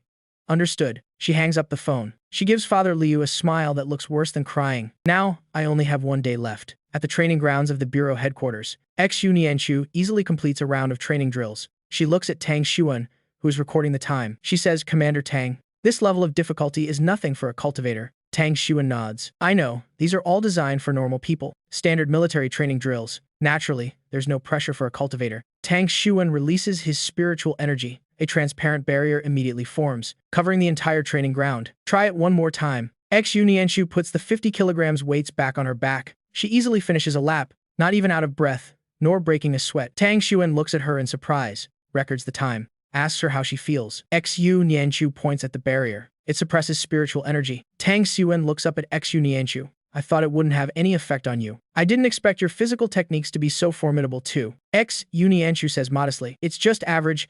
I was very mischievous as a child. I've done plenty of dangerous things. If I hadn't made it, I would have met my ancestors long ago." Tang Xuan opens his phone, calls an enforcer over, tells him to give it a try, waits for him to finish the lap. He's so exhausted he collapses on the ground, panting heavily and drenched in sweat. His time is 3 times longer than Xu Nianchu's. Xu Nianchu starts to say something but stops. Seeing her hesitation, Tang Xuan says, "Just speak your mind." An enforcer. Tang Xuan nods. Xu Nianchu smiles.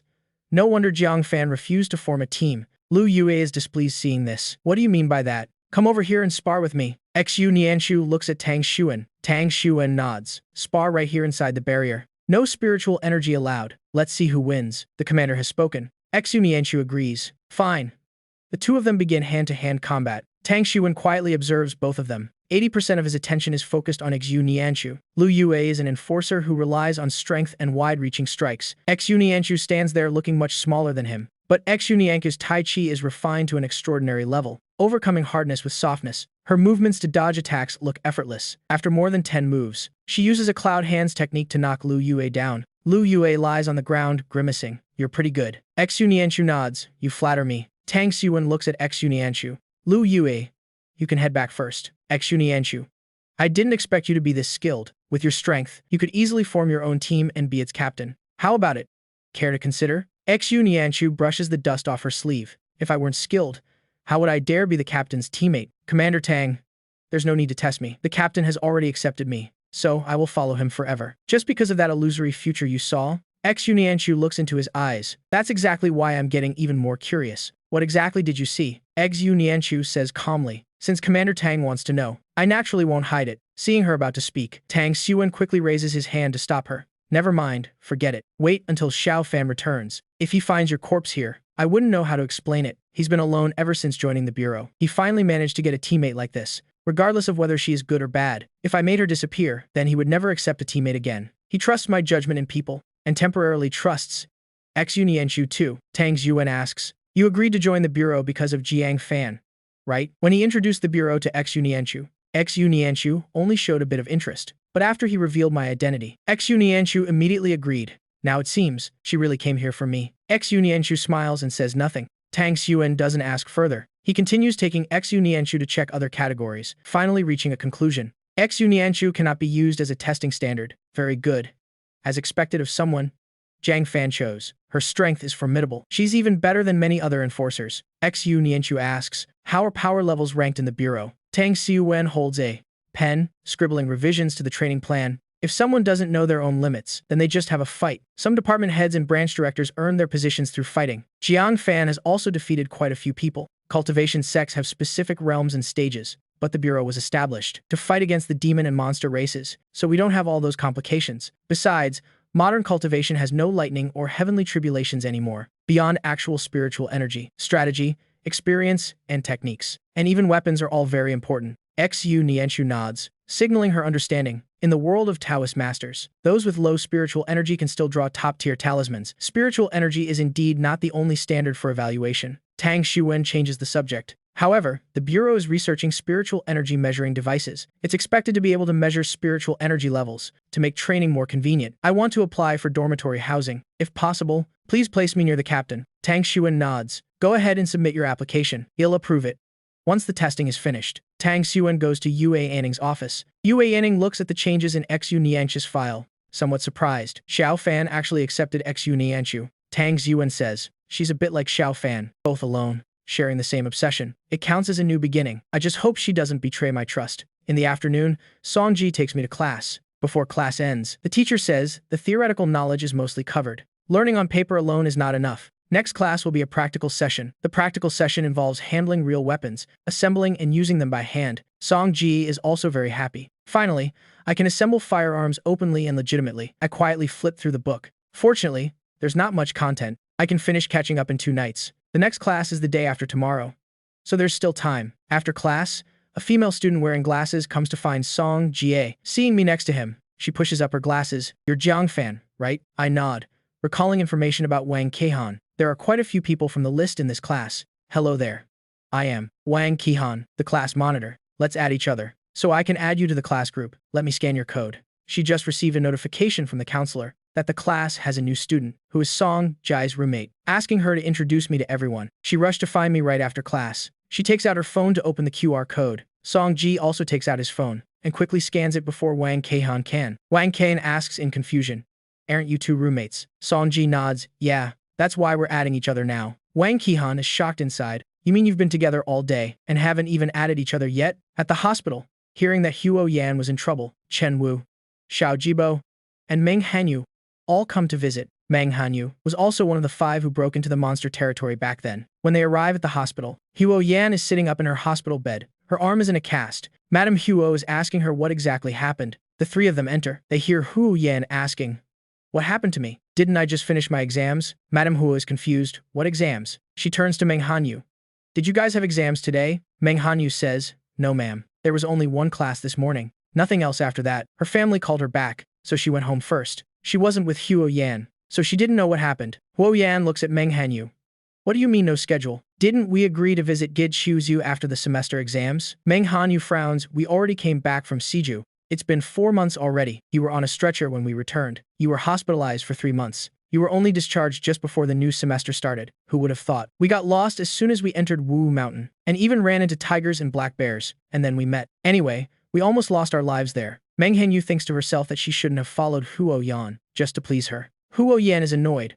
What nonsense are you talking about? Isn't it only May right now? Exams clearly just finished. We agreed to go to Xiju in June. Madame Huo rushes forward to touch Huo Yan's forehead.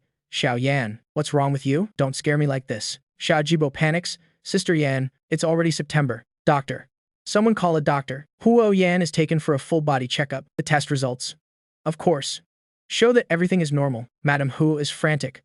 What should we do now? Why did she suddenly lose her memory? The doctor says, everyone, try to recall. What happened today? Did she hit her head? Chen Wu recalls, we were planning to hang out yesterday. We had a few words with someone at school. Then Sister Yan suddenly left. Hearing him say that, Xiao Jibo suddenly remembers. We ran into that country, bumpkin, the Chen family, just brought back. Sister Yan was chasing after him. He must have done something. Huo Yan asks, what country bumpkin? Hearing those words, Madame Huo, a dark glint flashes in her eyes. They are all too busy talking to notice Madame Huo's expression. Meng Hanyu is surprised. Are you guys talking about Jiang Fan? He's at Central University. This is exactly why Meng Hanyu went home. Madame Chen is her aunt. She said Jiang Fan left on his own as soon as he was found. There was no news of him at all, so she asked the Meng family to keep an eye out. I didn't expect him to be right here at Central University. Technically speaking, I am her biological cousin. Xiao Jibo says, exactly. I don't even know how he snuck in here. What kind of security does this school have?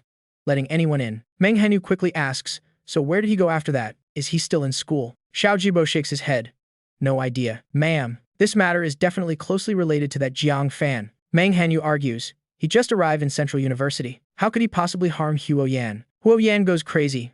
Who on earth are you all talking about? I don't know that person at all. Madame Huo smiles. All right. Xiao Yan needs to rest now. Jiang Fan. Huh. It seems the Chen family doesn't value this biological son much. Then things will be much easier to handle. The three of them take the hint and say goodbye to Madame Huo and leave together. Of course, they don't live in the school dormitory. They have drivers taking them back and forth every day. Meng Hanyu and Chen Wu return to the Chen family home. At least there's a lead on Jiang Fan now. After they left, Madame Huo immediately goes out to contact her people, ordering them to investigate that Jiang Fan. If found, bring him straight to the suburban villa. The Chen family receives news of me from Chen Wu and Meng Hanyu. Chen Jing immediately contacts Principal Zhang's secretary. Principal Zhang's secretary doesn't dare to casually disclose my personal information or my contact details. Only says that the student Jiang Fan is a freshman in the weapons major. If anyone has business with him, it's best to come to the school and speak in person. After hanging up the phone, Chen Jing feels a bit puzzled. When we went to find Jiang Fan, wasn't he repeating 12th grade? Madame Chen asks, how did it go? Did you find out anything? In front of everyone, Chen Jing recounts. He is currently studying at the weapons department of Central University. Chen Wu is a bit anxious. Didn't he skip the entrance exam? Could there be some mistake? Central University's admissions are very strict. Even if the Chen family donated an entire building to the school, he would still have to pass the exam himself, just that the cutoff point might be slightly lower. Chen Wu thinks to himself how much effort he put in, how much heart and soul he spent to get into the arts academy with the lowest cutoff in the university. He even ran away from the entrance exam, so by what right does he get to study at the same university as me? And even got into the weapons major with such sky-high cutoff points. Chen Jing shakes her head. I see. Wait until tomorrow. Well, no, once we go there and see. She is also very curious. He didn't take the entrance exam at all. How did Jiang Fan manage to get into Central University? However, if Jiang Fan really is studying at Central University, then perhaps his relationship with father will improve slightly. Meng Hanyu says, I'll head over to my aunt's tomorrow to inquire. She's already a bit curious about this cousin of hers now. The Yuo family also managed to find information on me. Of course, it was only superficial, public information. At the same time, Tang Xuan from the bureau received a report. Both the Chen and Huo families are investigating me. Xu Nianshu. While texting, mumbles. It's one thing for the Chen family to be so persistent, but why is the Huo family investigating too? Captain, Wen Shengzheng. It's probably because of the Huo Yan incident. Commander Tang, do you need to handle this? Tang Xuan thinks for a moment. Let's wait and see. Xiao Fan won't let himself be disadvantaged. If they really dare to touch the top enforcer of the bureau, then regardless of whether they knew about it or not, they're finished. Wen Shengzheng asks, should we inform Chief Jiang about this?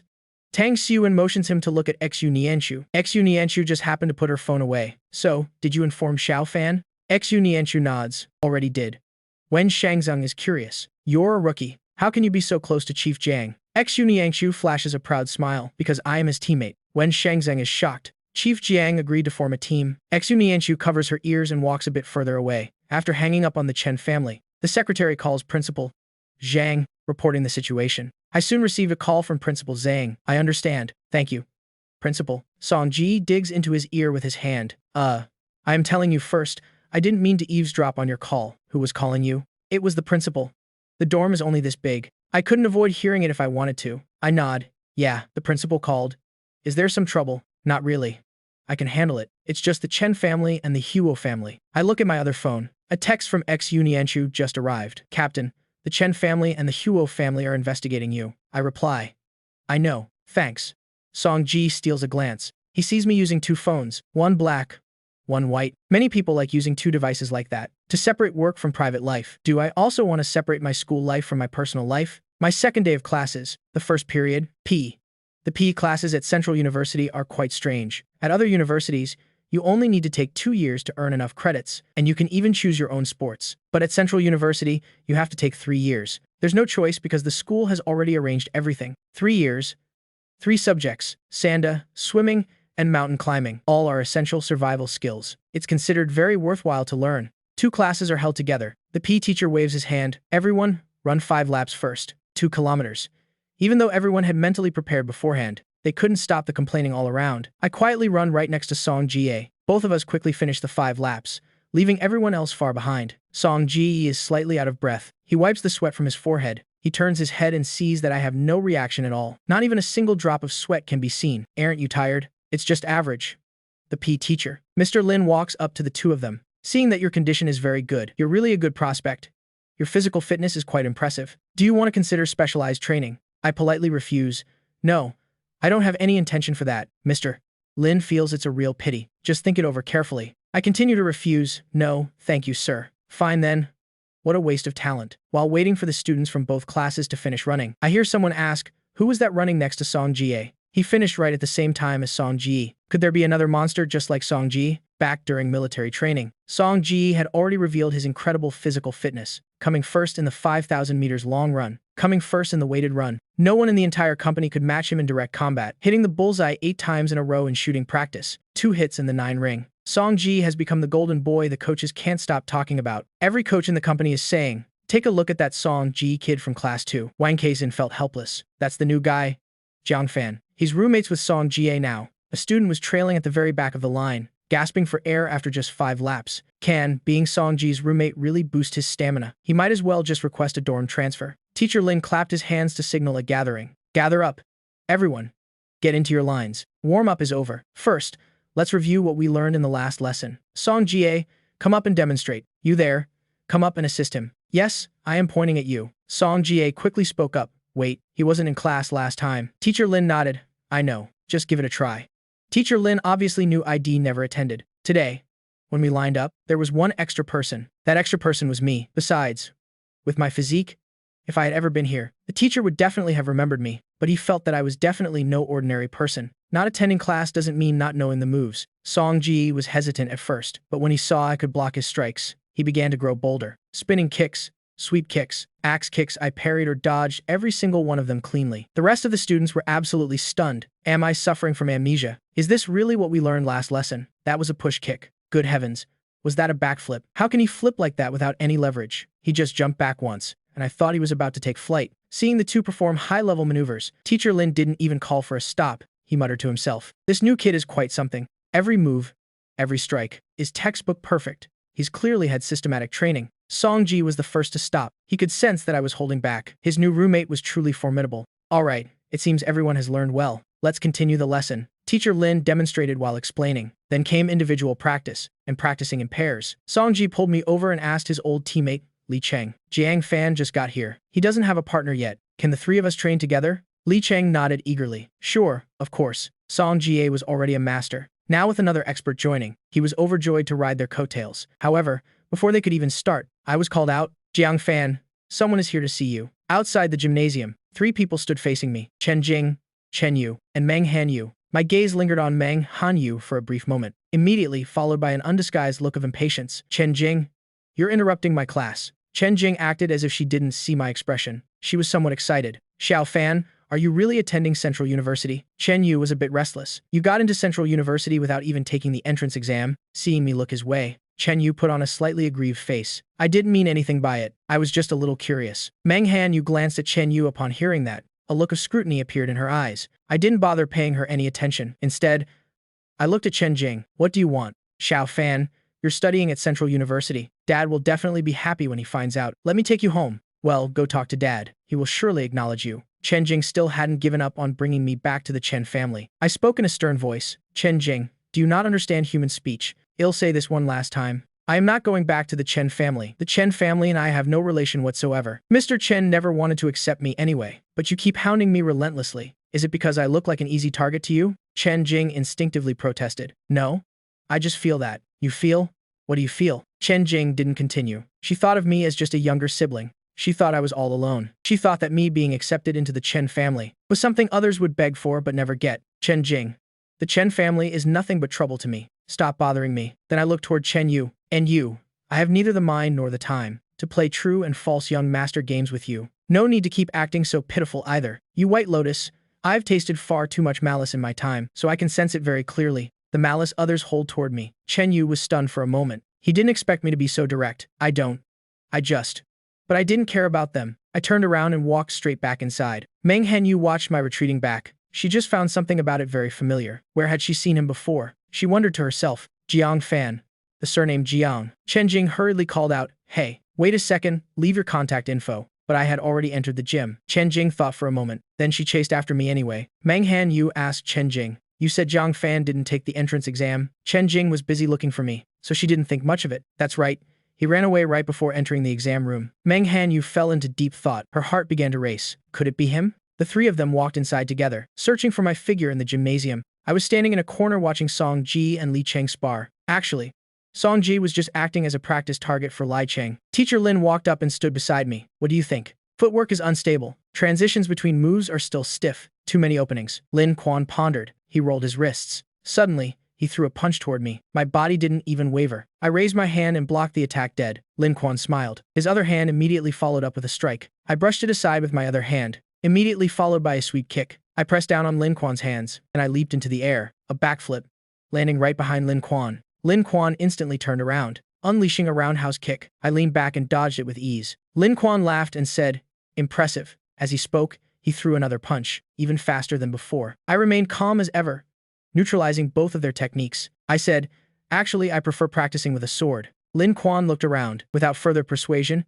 he waved his hand to dismiss everyone. Lin Quan was just about to turn away when I called, Teacher Lin, could I have your contact information? Lin Quan raised an eyebrow. I haven't even had the chance to ask for yours yet, and you beat me to it. Talk about an upset in the natural order, but Lin Quan still left his phone number. I immediately sent that number to Tang Xiwen. Lin Quan, Central Province Sanda champion. Very good skills. There are spiritual fluctuations in him. Tang Xiwen replied, received. Xiao Fan, having fun at school? I replied, class is starting. Tang Sai Yuwen chuckled softly. Xu Nianchu put her gun away. Looking at him, did Xiao Fan set his sights on someone? First, have the investigation department check Lin Quan's background. Physical education class ended. I walked toward the classroom with Song Ji. Only Meng Hanyu was still following behind. Chen Yu went to class with a restless mind. Chen Jing, having failed to get the contact info, had gone home.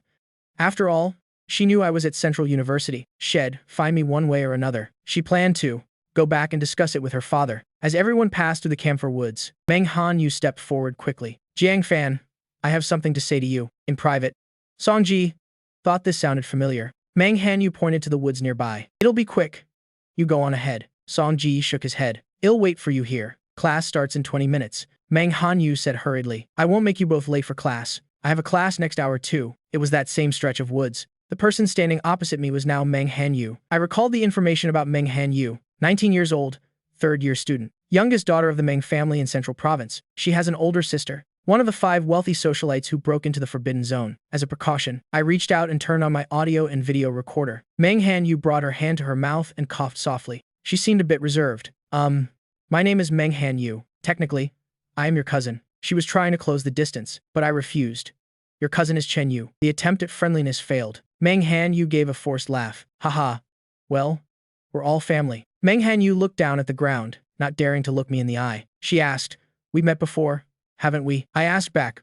Where? Meng Hanyu asked tentatively. The Yunwu mountain range in West Province. Having said that, she carefully glanced at me. I looked at her. Face unchanged, I said, go on, having made a start. Meng Hanyu spoke more fluently. I was unconscious at the time, but I woke up once in the middle of it. It definitely wasn't a dream. I saw people flying in the sky. People were fighting. Then someone fell from the sky and stopped the enemy. Meng Hanyu looked straight into my eyes. I've remembered that back for the past 3 months. There's no way I am mistaken. It was you. She didn't know how to describe the scene back then. She seemed to have seen so much blood and heard so many people shouting something. It just felt like everyone was in utter despair. Then someone descended from the void. With just a wave of his hand, he blocked every single enemy attack. She had heard those people calling him Chief Enforcer Jiang. I narrowed my eyes slightly. So, the last person who threatened me is currently in the hospital. I don't have any other intentions. I just wanted to thank you. With that, she bowed deeply. I know that without you, we probably wouldn't have been able to come back. Everything matched up. Jiang Fan was indeed the Chief Enforcer Jiang. That day just happened to be the first day of the entrance exams. So did he skip the exams just to save them? I looked at her, still calm and unhurried. Are you done? Meng Hanyu was dazed for a moment. She nodded. You've signed the confidentiality agreement. Haven't we? Meng Hanyu nodded again. Don't worry. I've never told anyone. Not even my parents know. That good? Then, the Bureau's listening devices didn't show anything unusual about her either. Those who signed the agreement would be monitored for a period. When sensitive keywords leaked information, the device would trigger an alarm signal. I turned to leave. Meng Hanyu snapped out of it and hurried to catch up. He didn't deny it, which meant everything she saw was real. Was he really that person? Oh my god. Song Ji saw me come out and saw that Meng Hanyu seemed very excited. He didn't ask much. Let's go. Time for class. Meng Hanyu followed the two to the lecture hall, trying to calm herself down a bit. Then she turned toward the building next door. She wasn't lying. She really did have a class, but Meng Hanyu couldn't hear a single word. Even when she went home after school, she couldn't stop tossing and turning, thinking about it. Seeing her like that, her sister Meng Xiang curiously asked because she looked both agitated and happy. Meng Hanyu quickly denied, no, nothing's wrong. It was true, she was excited, but this matter could not be revealed. It could only be suppressed in her heart. Meng Qiang was the one who watched her grow up. It would be strange if she actually believed her. She thought her younger sister was starting to fall in love, so she warned her to maintain a sense of propriety. Meng Hanyu was baffled. Propriety for what? At the Special Abnormalities Bureau? No. 1. Tang Xiwen was holding Lin Quan's file. Lin Quan, 24 years old, native of Central Province, simple social relations, family of 3. Father runs a martial arts hall. Mother is a professor at Central University, studied Sanda with his father since childhood. At age 22, he won the Central Province Sanda Championship. Currently, a Sanda instructor at Central University, and also the president of the Central Province Sanda Association. Tang Xiwen called Xunian Shu. Come with me, to recruit someone. Xunian Shu had a hunch. Was it a recommendation from the captain? Tang Xiwen nodded. It's his PE teacher. Lin Quan lived alone. After afternoon classes, he returned home. He was still thinking about how to persuade me. From childhood to adulthood, had never seen such a good prospect. Winning the Sanda Championship for all 5 provinces wouldn't even be an issue. I had asked for his contact info. Did that mean I was also interested? While deep in thought, a knock came at the door. Opening it, he saw a man and a woman. Lin Quan asked, "Is something the matter?" Tang Xiwen showed his ID card. "Greetings, Comrade Lin Quan. I am Tang Xiwen, from the Command Department of the National Special Abnormalities Bureau. Can we talk for a moment?" Standing nearby, looking at this familiar greeting. Only this time, she was standing on the other side of the line. Lin Quan frowned. What was that? He took Tang Xiwen's card to examine it closely. Immediately after, he suddenly remembered something. Is it about Jiang Fan? Tang Xiwen nodded, recommended by Chief Enforcer Jiang. Can we have a chat? In the evening, I made time to read. I had to immediately make up for the cultural knowledge ID missed over the past month. Tang Xiwen sent a message. Lin Quan has joined. I replied, excellent. Tang Xiwen messaged back. Don't be in a rush. I touched the piece jade hanging around my neck. Not in a rush. Sooner or later, we'll meet again. Before the shooting practice session, I finally finished reading those books, the principles of various firearms. The methods of assembly were all etched deep into my brain. In class, the teacher led everyone to the practice range. First, assemble the handgun on the table in front of you. Each person gets 10 rounds for target practice. The first practice session won't be graded. Start. Song Ji was standing right next to me. I picked up the components to examine them carefully. Then I heard bang bang coming from the side. Right after was the voice of the automated system announcing the results. Song Ji had finished assembling and had started shooting. Li Cheng called out from the other side. Song Ji, your hands are insanely fast. All 10 shots hit the 10 ring. That's incredible.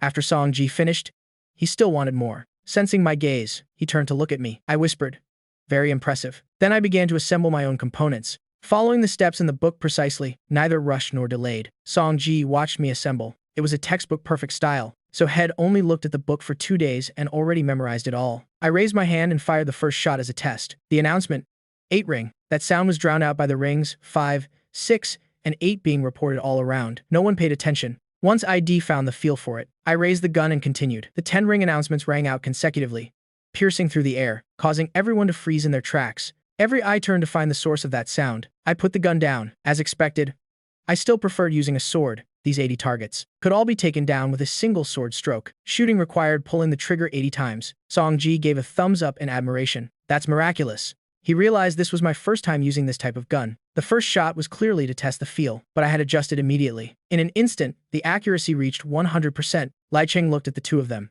Do you guys mind if one more person joins your dorm? He wanted to catch some of the luck from these grandmasters. He could handle the assembly part, but who knew this thing's recoil was so strong? Even after finishing, his hands were still trembling uncontrollably. His highest score was only a 7 ring. Teacher Chen Yuan walked over and directly grabbed the two of them, leading them toward a different training room. It's a pity you two didn't join a military academy. That's where the elite of the weapons industry gather. At the new location, there was still a table full of components, but it seemed it wasn't just a single item. Chen Yuan gestured. Begin the assembly. Song Jie took a glance, then he sprang into action. Clink-clank sounds rang out. His hand speed was extremely fast. I observed carefully, recalling what was in the books, and began to assemble. Only, I remained poised and leisurely, a bit on the slower side. Song Ji finished first. Then he stood and watched me work. He felt that my assembly movements were very pleasing to the eye. They brought a sense of absolute serenity. I finished the assembly, finishing second to last. Looking at the remaining components, these weren't in the book. Observing similar components, I relied on my meager experience to put them in their corresponding positions, but there were still a few I'd never seen before, so I stopped. I don't know these. Teacher Chen came closer to inspect. This is specialized knowledge. You won't find it in the textbooks. Then he turned to ask Song Jie, how do you know these things? The thought that he was being interrogated flashed through Song Ji's mind. Song Ji stammered, I've read about them in some extracurricular books. I added, he borrowed them from upperclassmen, sir. Song Ji played along. Right. I borrowed professional textbooks from the upperclassmen. The two of them played off each other smoothly, creating a fairly reasonable excuse. Whether Teacher Chen believed it or not didn't really matter. He didn't press further, out to target practice. Compared to the 25-meter targets earlier, these targets were already 50 meters away. Song Jie went first. He raised the gun and began to fire. The announcement followed immediately. 9 ring. The subsequent shots were all 10 rings. Song Jie put the gun down. Then he and the teacher looked toward me. I recalled the shooting stance from the book. My every movement was as if it were a carbon copy straight out of the book. My face remained perfectly calm. I continued firing. The announcement rang out again. All 10 rings. Teacher Chen stared at me intently. Is this really your first time using a gun? I shook my head. I've tried before, but not this model. This is my first time with this specific one. There's a shooting competition coming up in Central Province. I have 2 slots to participate. I plan to nominate you both. I replied nonchalantly. Thank you, teacher, but I am not going. Both Song Jie and the teacher looked at me simultaneously. Both wanted to ask, why not go? I simply said, because I don't want to. Teacher Chen thought I was facing pressure, so he comforted me. It's all right.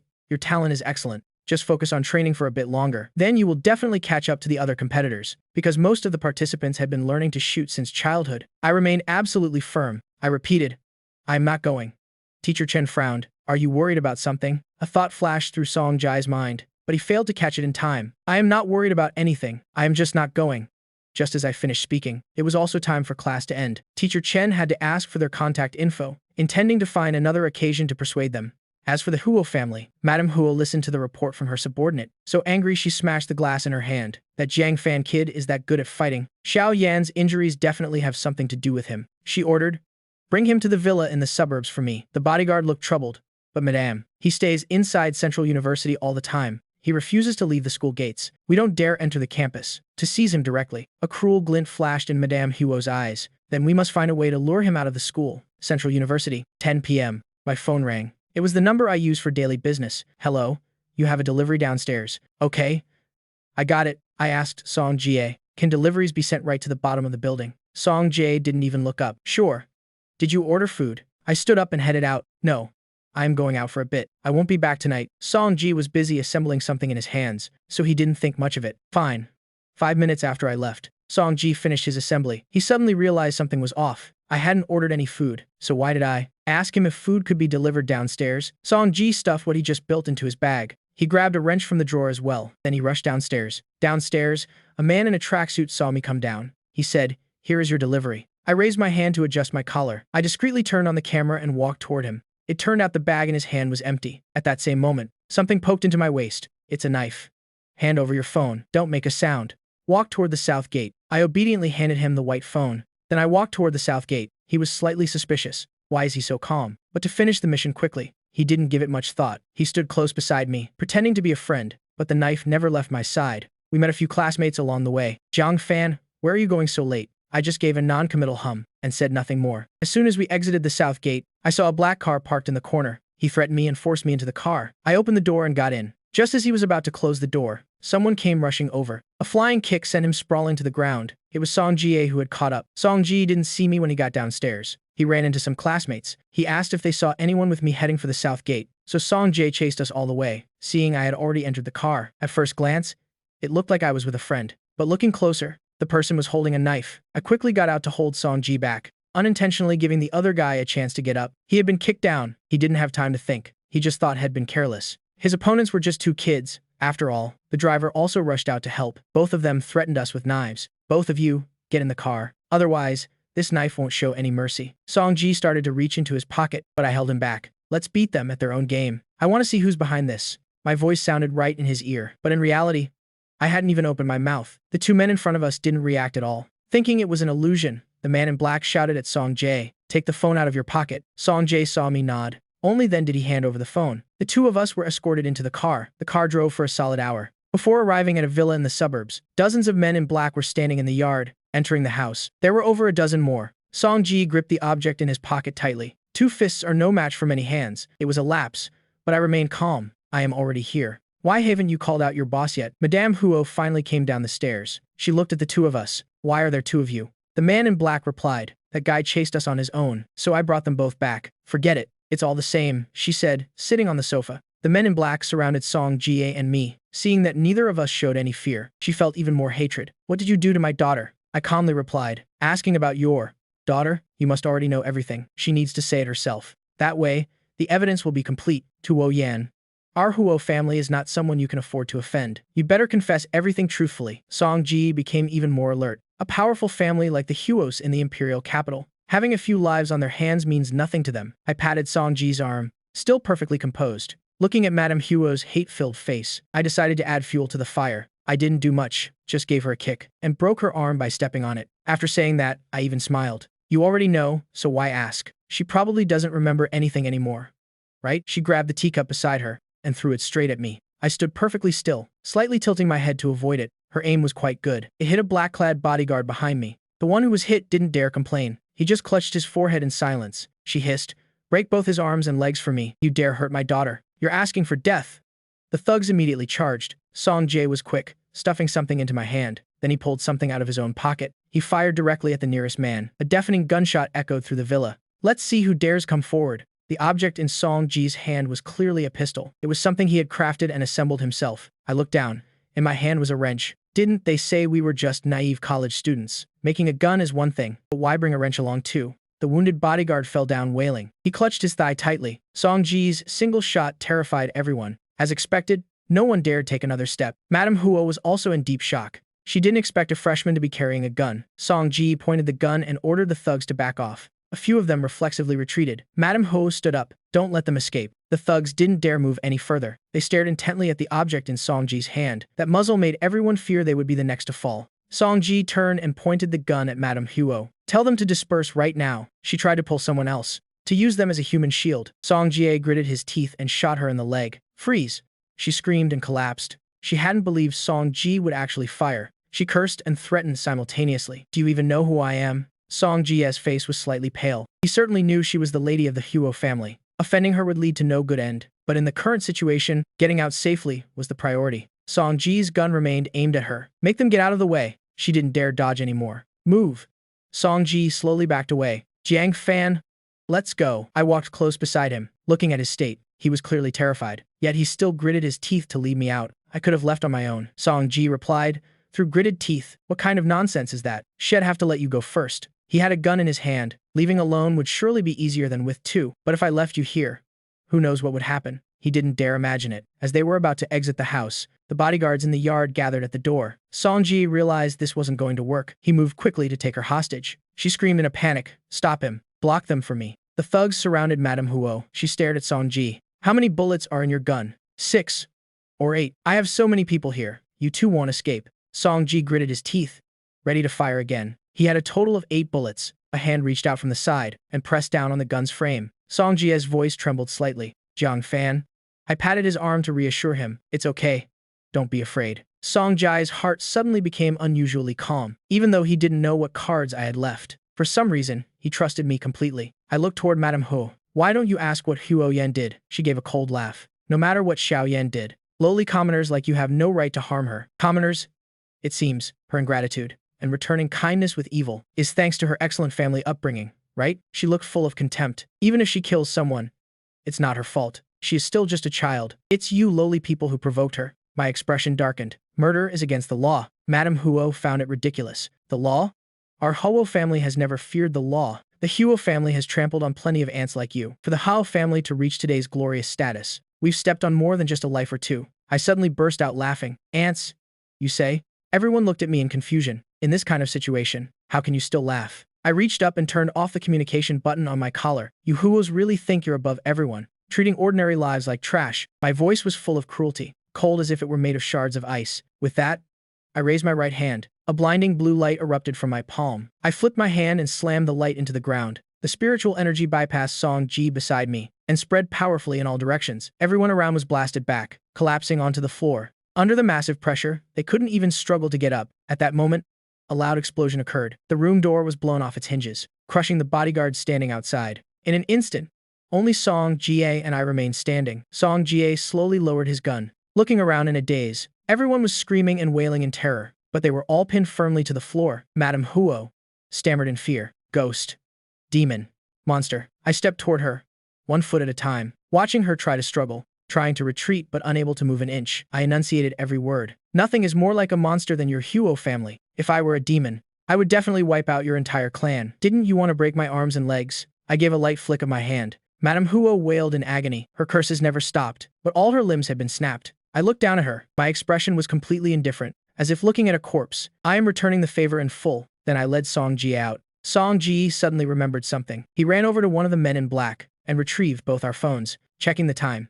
It was almost midnight. Song Ji asked, "Did you call the police?" I replied while texting, "No need. Someone will come to handle it. I've already sent the video to Tang Xuan." Tang Xuan replied, "Video received. It'll take care of the rest." I texted back, "Good. I'm heading back to the headquarters." Tang Xuan replied, "Then stop by the training ground too." They had anticipated the Huo family would act, but no one moved to stop it beforehand. For a family like this, the lives of common people carry no weight. There is always someone covering for them, but my identity and status are more than enough. Daring to attack the chief enforcer of the special bureau, as long as I don't let it slide, the Huo family won't escape punishment. The two of them walked out of the house. Song Ji looked at the people kneeling in the yard. Can't they get up? Once I leave, then they will be able to stand. As long as they are under my pressure, they naturally cannot move. The two left the villa. Outside was a remote wilderness. It seems Madame Huo had prepared well. This place is the spot she usually uses to deal with those who dare to displease her. Song Ji struggled to order a car on his phone. At this hour in this place, no one will take the order, he muttered. Maybe we should just steal one of their cars. I asked. The dorm gates must be locked by now, right? Song Ji nodded. Yeah, no one is picking up the ride. Song Ji suddenly slumped down. I looked at him. What's wrong? Let me rest a bit. My legs are a bit shaky. Song Ji felt like he had just returned from the dead. For 17 years, he had only known peace and love. This was the first time he had faced such drama. Song Ji looked up at me. Who exactly are you? Knowing you for a few days has been more intense than my whole 17 years. I looked at him. We've only known each other a few days. And you dared to follow? I had never told Song Ji what I planned to do. We were just roommates. That didn't mean we would become best friends. I didn't expect Song Ji to risk his life like that. Song Ji was still sitting. How could I have known you'd get into such big trouble? A youth holding a gun with a momentary burst of courage. He hadn't thought much about it at the time, but even knowing it was the Huo family, Song Ji had still stood in front of me with a gun. I smiled faintly and sat down in front of him. Let me carry you. Song Ji shook his head. No. It'll be fine after a short rest. I explained. Get on. I am taking you somewhere. Song Ji climbed onto my back. Can you even carry me? I am quite heavy. He was 1.7 meters tall and had been athletic since childhood, studying martial arts for self-defense, and Sanda as well, so he was all muscle. I carried him, standing up steadily. Hold on tight. If you're scared, just close your eyes. Song Ji didn't understand. Huh? I gently soared up into the air. Soon, We reached an altitude of 1,000 meters. Song Jie cried out in shock. His arms reflexively tightened around me. I didn't know whether to laugh or cry. Loosen up a bit, you're choking me. After regaining his composure, Song Ji's surprise turned into excitement. Jiang Fan, you can really fly. Where are we going? I casually replied. Just looking for a place to sleep. Song Jie marveled. Whoa, it's so high. I reminded him. Stop talking. The wind will get into your throat soon. At the training ground, enforcers were reporting their views. Tang Xuan and Xu Nianchu were testing them one by one. Lin Quan looked completely exhausted. Old Tang is a slave driver. This is too much. I've only been here 3 days, and I've had to work overtime every single day. Tang Xuan glanced at his watch. It was past midnight. He didn't feel the slightest bit guilty. This is today's final task. After this test, you can go rest. Both of them looked at the plum blossom poles in front of them, but they were much higher than ordinary ones. The lowest was about a meter. The highest looked to be over 10 meters. Something was hanging above some of the poles. Lin Quan looked up at the 10-meter-plus pole. Are there any safety harnesses for this? Tang Xuan said calmly. No. Xu Nianchu. You go first and retrieve the object hanging up there. Is there any danger? Xu Nianchu shook her head. No. Lin Quan was utterly amazed. He thought he was in a martial arts world. Is this actually a cultivation world? Xu Nianchu spoke immediately after. I have studied light body techniques before. Tang Xuan signaled her to try. Don't push yourself too hard. Xu Nianchu stood on her tiptoes and landed lightly on a 3-meter pole. Without stopping, she used the momentum to leap even higher. 5 meters, then 7. Lin Quan stood below with his mouth wide open. Wow, that's amazing. Xu Nianchu was now on a 15-meter pole. This was the highest pole. The object above was still a distance away. Xu Nianchu used her strength to jump high, catching the item hanging there. The floating object turned out to be a jade tablet. According to her calculations, she should have been able to land back on the pole and descend gradually from there. But the moment the jade touched her hand, her entire body suddenly seemed to freeze. She couldn't move even a fraction. Her body plummeted uncontrollably toward the ground. From this terrifying height, without spiritual energy to protect her, she would surely lose her life. Xu Nianchu frantically tried to circulate her energy, but it was completely suppressed by the jade in her hand. There is something wrong with this jade tablet. Lin Quan screamed in horror. Save her. Tang Xuan had anticipated this. He had just taken one step forward, when from behind them, a figure shot past with terrifying speed. Lin Quan only saw a blurred image flash by. In the blink of an eye, he was under the highest pole. The person leaped into the air, catching Xu Nianchu in midair, and landed gently on the ground. After setting her down, I took the object from her hand, supporting Xu Nianchu with one hand, while tossing the jade tablet with the other, then catching it. Looking at Tang Xuan, I asked, who came up with this terrible idea? I had just entered the training ground and saw Xu Nianchu performing her light body technique. Based on her movements, it wasn't hard to see that her foundation was extremely solid. Her light body technique has reached a remarkable level. But the moment she touched the jade tablet, I felt a fluctuation of spiritual energy on it, seeing Xu Nianchu fall straight down. This jade was hexed with a binding charm and a spirit-draining charm. Anyone who touches it will be immobilized immediately. Even if you are a master, you would still fall. This was Tang Xuan's spiritual energy. Both of these charms were created by him. Only those with sufficiently deep spiritual energy, and who can quickly break the binding charm, can escape this fate. Tang Xuan immediately blamed Xi Zhuo. Xi Zhuo, he was probably called back before his leave was over. That's why he holds such a huge grudge. Xu Nianchu had gradually recovered. She stood up straight. I let go of her. Thank you, Captain. Lin Quan's gaze at me was very complex. Initially, he thought I was only slightly better at Sanda, but now it seems I am far beyond him. Lin Quan asked, how can you jump so high? Is it also because of the light body technique? Xu Nianchu also watched me intently. Tang Xuan smiled.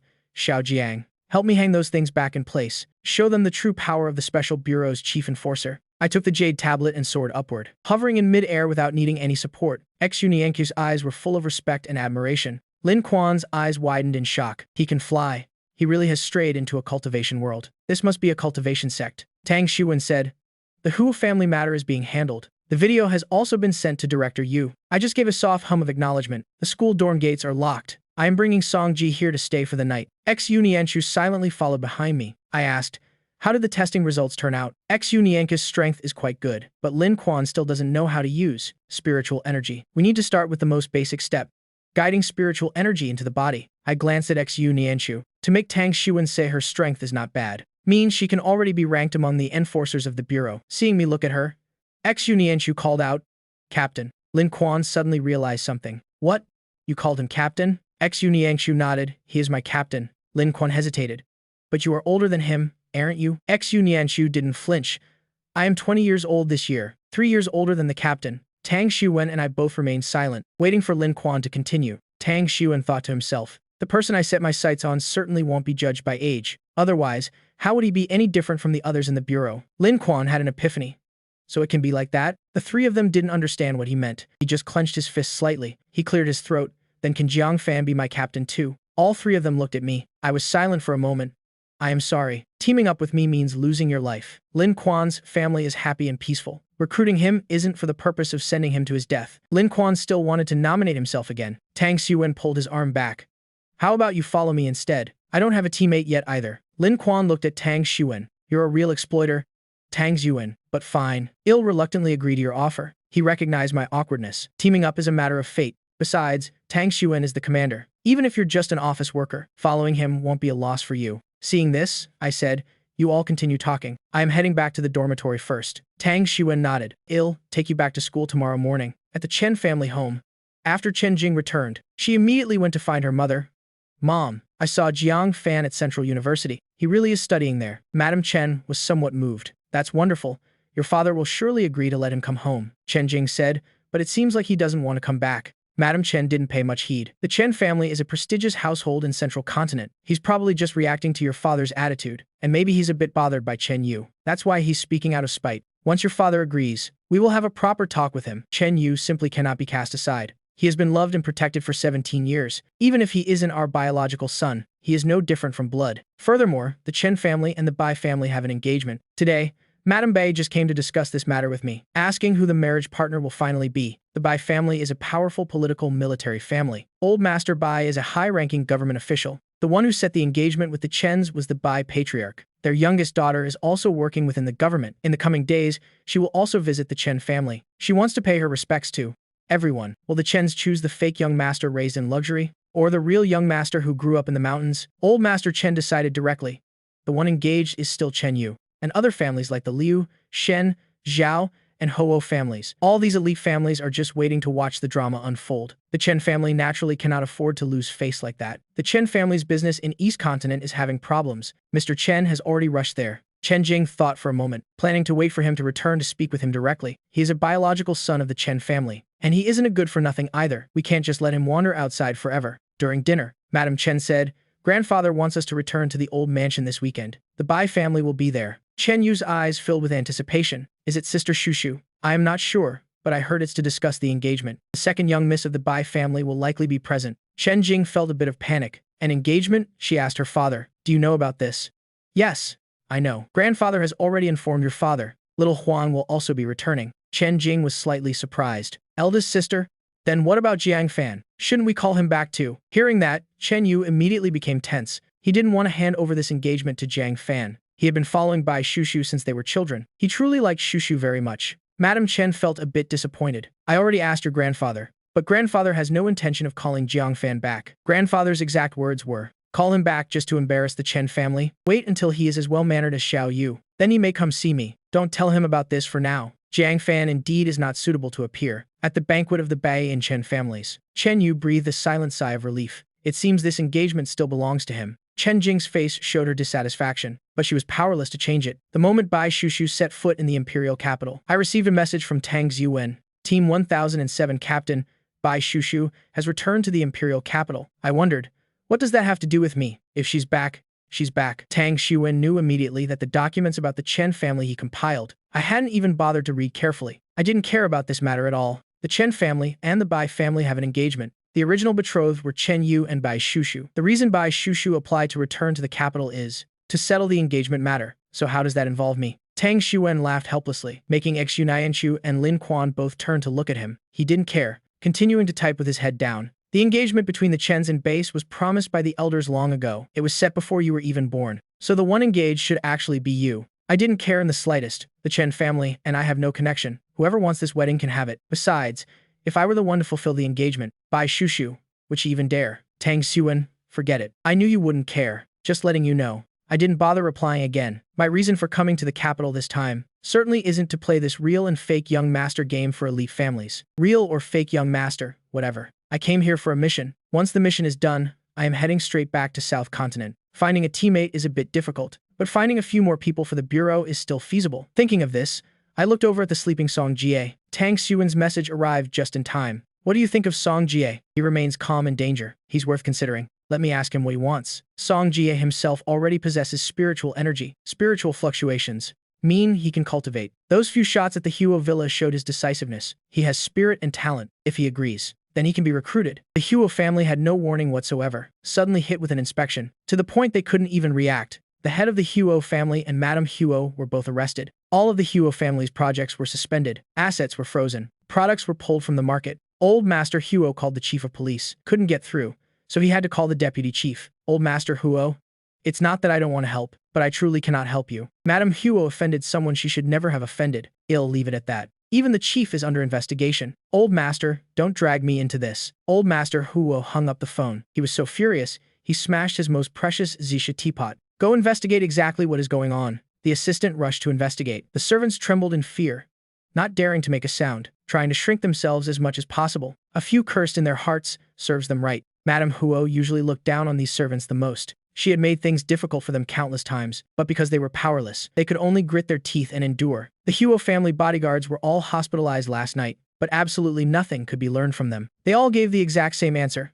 I don't remember anything. Regarding what happened last night, the group of guards had simultaneous amnesia. The only person who likely knows the truth is Madame Huo, but she is currently in custody. No one can get to her. The Huo family is in deep trouble. The news spread rapidly. The elite families of the capital were all buzzing with speculation. Exactly which big shot did they provoke? To be able to paralyze the Huo family in just one night, to fall so pathetically and so fast. Xiao Jibo dragged Chen Yu and Meng Hanyu along to visit Huo Yan. I wonder if Sister Yan knows about this yet. Let's hurry to the hospital and see her. Meng Hanyu suddenly remembered Huo Yan was in the hospital with amnesia. Xiao Jibo had also mentioned Jiang Fan to Madame Huo. And now the Huo family is facing such a massive disaster. Could it be that the Huo family made a move against Jiang Fan? She knew exactly how much Madame Huo spoiled Huo Yan. Huo Yan was no saint either.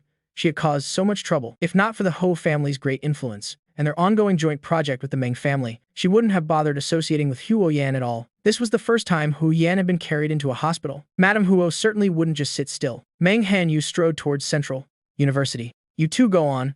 I have business to attend to. I had just finished class and stepped out when I ran into Meng Hanyu. Classmates didn't know the relationship between the two. They cast a few curious glances and began to whisper and gossip. Isn't that the young lady of the Meng family? Which Meng family? Which other one? The elite family in the capital. The eldest miss is actually chasing after someone. To me, their voices weren't quiet at all, especially that last sentence. Meng Hanyu suddenly felt incredibly embarrassed. Go ahead and explain it to them. Clearly, they are cousins. The Chen family doesn't acknowledge my status, so my name is not officially recognized. Furthermore, even if there were no blood relation, Meng Hanyu wouldn't dare have any designs on me, but I didn't care in the least. It's fine. Meng Hanyu suddenly realized there was someone else beside him. She glanced at Song Ji. Can we speak somewhere else? Song Jie was speechless. You guys really have had enough. I had no intention of avoiding anything. No need. The Huo family brought this on themselves. What do you want? To plead for them? Meng Hanyu shook her head. No. I just wanted to confirm something, and to bring some news. This weekend, the Chen family and the Bai family will meet at the old Chen estate to discuss the engagement. I said indifferently, whatever. Let's go. Song Ji vaguely remembered me talking to a man before. Something about the Chen family identity was mentioned then. At that time, he saw the relationship wasn't deep, so it wasn't appropriate to ask. Now it was brought up again. He finally asked curiously, Chen family, Bai family. What's all that? And what happened with the Huo family last night? Meng Hanyu followed behind the two. Last night? What about last night? Song Ji filtered what he could say. Last night? The two of us were kidnapped by the Huo family. Meng Hanyu was silent for a moment. Wow. They've got real nerve. Jiang Fan indeed has. A lot of nerve. He was extremely calm in danger. Meng Hanyu corrected. I meant the Huo family has some nerve. Retribution came surprisingly fast. So, what's this Chen family business? Meng Hanyu glanced at me. It's simple. Jiang Fan and Chen Yu were switched at birth. The Chens took him in, but they refused to acknowledge Jiang Fan. Song Jie was stunned. A real and fake young master scenario? Then he looked at Meng Hanyu. So you are. Meng Hanyu replied. By blood, I am his older cousin, but Jiang Fan doesn't acknowledge it. Sure enough? A second later I spoke up. I am not. Don't make me say it a third time. Ever since becoming a chief enforcer, I've always been a man of my word at the bureau. It's been a long time since I've met people who can't understand human speech. After returning to the dorm with Song Jie, Song Ji finally couldn't restrain his curiosity. Jiang Fan, I am so curious. Exactly what kind of person are you? What was that blue light at the villa last night? And you can even fly. That fortune-telling girl isn't normal either, right? If it's not convenient to say, that's okay. It's not like I can't tell you. Sign this first. Saying that, I pulled out a stack of prepared documents. Song Jie peeked at them. A non-disclosure agreement? Fine, I'll sign. I gave a timely reminder. Read it carefully before you sign. Song Ji flipped through it. Essentially, not disclosing anything about spiritual power or abilities, nor anything related to the special bureau to anyone, and definitely no spreading it on the internet, though he had no idea what this special bureau was. He signed it anyway. Seeing him finish signing, I gathered the documents back. I asked, "The place we live is called the Five Continents. As for what's outside the Five Continents, do you know what's there?" Song Ji shook his head. "Those are uninhabited wilderness areas. Many streamers go there to explore, if they aren't arrested. Then they lose their signal, and then they vanish without a trace." I began to recount slowly. This world was originally divided into 3 races: the human race, the monster race, and the demon race. The 5 continents are the territory of the human race. To the south is the territory of the demon race. To the west is the monster race. Barriers separate all 3 races. They are strictly divided, staying out of each other's way. But a few decades ago, the world's spiritual energy began to recover. Cultivation for humans became easier. Both demons and monsters are eyeing to break the barriers, to expand their territories, and drain the spiritual energy of the 5 continents. The barriers between the 3 races are increasingly weakened. Demons frequently cross over the boundary. They drain spiritual energy and steal human lifespans, brutally slaughtering the human race. The government established the Special Bureau 10 years ago, recruiting talents from across the continents to be enforcers. 5 years ago, after the southern border incident, the Bureau established sub-branches. Enforcers guard the barriers day and night, exterminating monsters and saving lives. Both Xu Nianchu and I are enforcers of the Bureau. I raised my hand, radiating a powerful flow of spiritual energy. This is spiritual energy. You also have spiritual fluctuations, though very weak. Song Ji, on behalf of the Bureau, I invite you to join. You can accept or decline. I won't force you. Song Ji didn't hesitate. I am in. He had witnessed a completely different world. So how could he be content with being ordinary? The barriers between the 3 races are weakening daily. If the barriers are ever broken, and monsters flood in, no one will be safe. He was willing to become the first line of defense for humanity. Wait until the weekend, then come with me to the Bureau for orientation. As soon as I finished speaking, I received a message from Tang Xuwen. The Huo family patriarch is sending people to investigate. I know. After a thought, I messaged back a single word. Annoying. They're just like flies, constantly buzzing around and won't let go. They can't do any harm, but they're disgusting. Don't worry, the Huo family won't be jumping around much longer. We've uncovered quite a few of their dirty secrets lately. None of their hands are clean. Song Ji has agreed to join the Special Bureau. He'll complete the formalities this weekend. Tang Xuan replied. Understood. Chen Yu and Xiao Jibo went to the hospital to visit Huo Yan. She was preparing for her discharge. Seeing the 2 arrive, she hurriedly asked, "Do you know what exactly is happening to my family?" Xiao Jibo comforted her. "Sister Yan, don't worry. I've already sent someone to gather news." Huo Yan could only rely on her grandfather now. How could I not worry? I need to go find my grandfather immediately. Little did she know, even old Master Huo was currently feeling helpless. Arriving at the Huo family's old estate, she saw old Master Huo making endless phone calls. Call after call was placed, but every result was a refusal to help. However, he did gain one piece of critical information. The source of everything began with Huo Yan. Huo Yan, one arm still in a cast, rushed forward. "Grandfather, how are my parents?" As soon as old Master Huo saw her, he flared up. He aimed a kick directly at her. "You troublesome brat, who did you offend recently? Go apologize to them right now." Huo Yan was kicked to the ground. She truly had no idea who she had provoked. "I haven't fought with anyone." Old Master Huo shouted. "Rack your brain and think." Huo Yan blurted out, "Jiang Fan.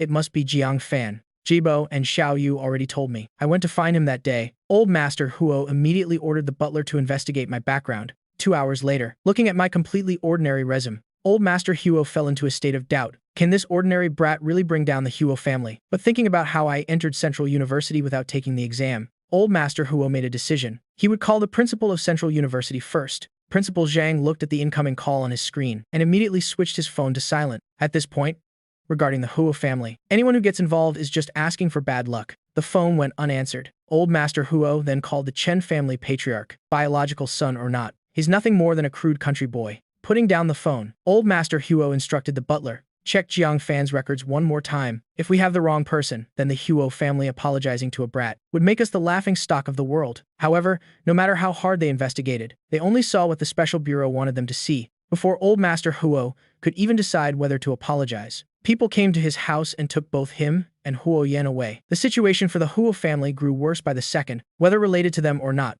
Everyone was rushing to distance themselves. On the other side of the engagement, Bai Chuchu of the Bai family, after returning to Central Continent, immediately went back to her ancestral home. After having dinner together, old Master Bai, his parents, and Bai Chuchu sat down together. Old Master Bai asked, "How is work going, my child?" Her parents also turned to look at her curiously. a bit of intrigue in their eyes. Old Master Bai was a high-ranking government official, so he knew very well about the Special Bureau's affairs, but her parents were completely in the dark. Old Master Bai never allowed them to ask about it. Her answer was very subtle. "Grandfather, please don't worry. Everything is going very smoothly. This time, I'll be staying in Central Continent for a while." Old Master Bai didn't ask further about that. Instead, he steered the conversation directly to the engagement. "Regarding the engagement with the Chen family, what do you think?" Bai Chuchu replied candidly. "Even though Xiao Yu isn't the Chen's biological son, we already know each other so well. Besides, we've known each other since I was 20. Even though there's a 3-year age gap, we can be considered childhood sweethearts." She had never placed much value on titles or status. Marrying someone familiar and respectable is 10,000 times better than marrying a stranger. Who knows what that real young master has done in the past? The Bai family is being watched by countless competitors. That real young master, as far as the Bai family is concerned, is a dangerous ticking time bomb. Madame Bai sighed. "True as that may be, but this marriage promise was made long ago, regarding the biological son of the Chen family. Isn't this a bit unfair?" Mr. Bai gently took her hand. "That biological son is just a boy from the countryside. According to the Chens, he always skips classes, dropping out to get into fights everywhere. He even skipped the university entrance exams." A flicker of contempt flashed in Bai Chuchu's eyes. "A total deserter.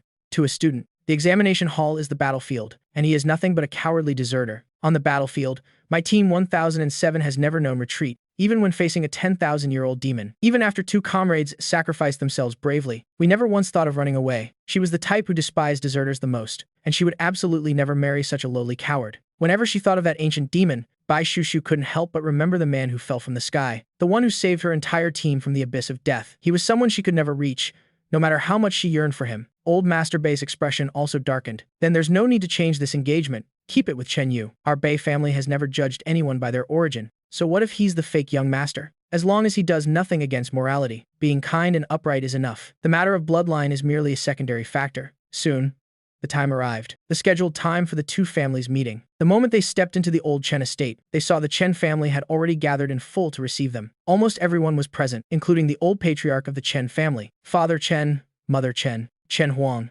Chen Jing, even Chen Yu has arrived, and everyone is present. Chen Yu saw Bai Chuchu bowing her head and smiled with a hint of shyness. "Chuchu Nuna, it's been such a long time. They used to play together all the time when they were little, but 4 years ago, Bai Chuchu suddenly left school, saying she was going to work, so she rarely returned to Zhangzhou." Seeing the wonderful relationship between the 2 children, both families shared a knowing, satisfied smile. Only Chen Jing's face betrayed her lack of happiness. The 2 families are so harmonious right now. It is clear both sides intend to push forward with this alliance. Then what does Jiang Fan even count as to them? Chen Huang glanced at her second younger sister and whispered in her ear, "Maintain your composure. At times like this, even if you are miserable, you must pretend to be joyful." They exchanged pleasantries for a while first, then enjoyed lunch together. No one breathed a word about the engagement at the dining table. After the meal, the 2 families sat down to begin their discussion. Old Master Bai spoke first.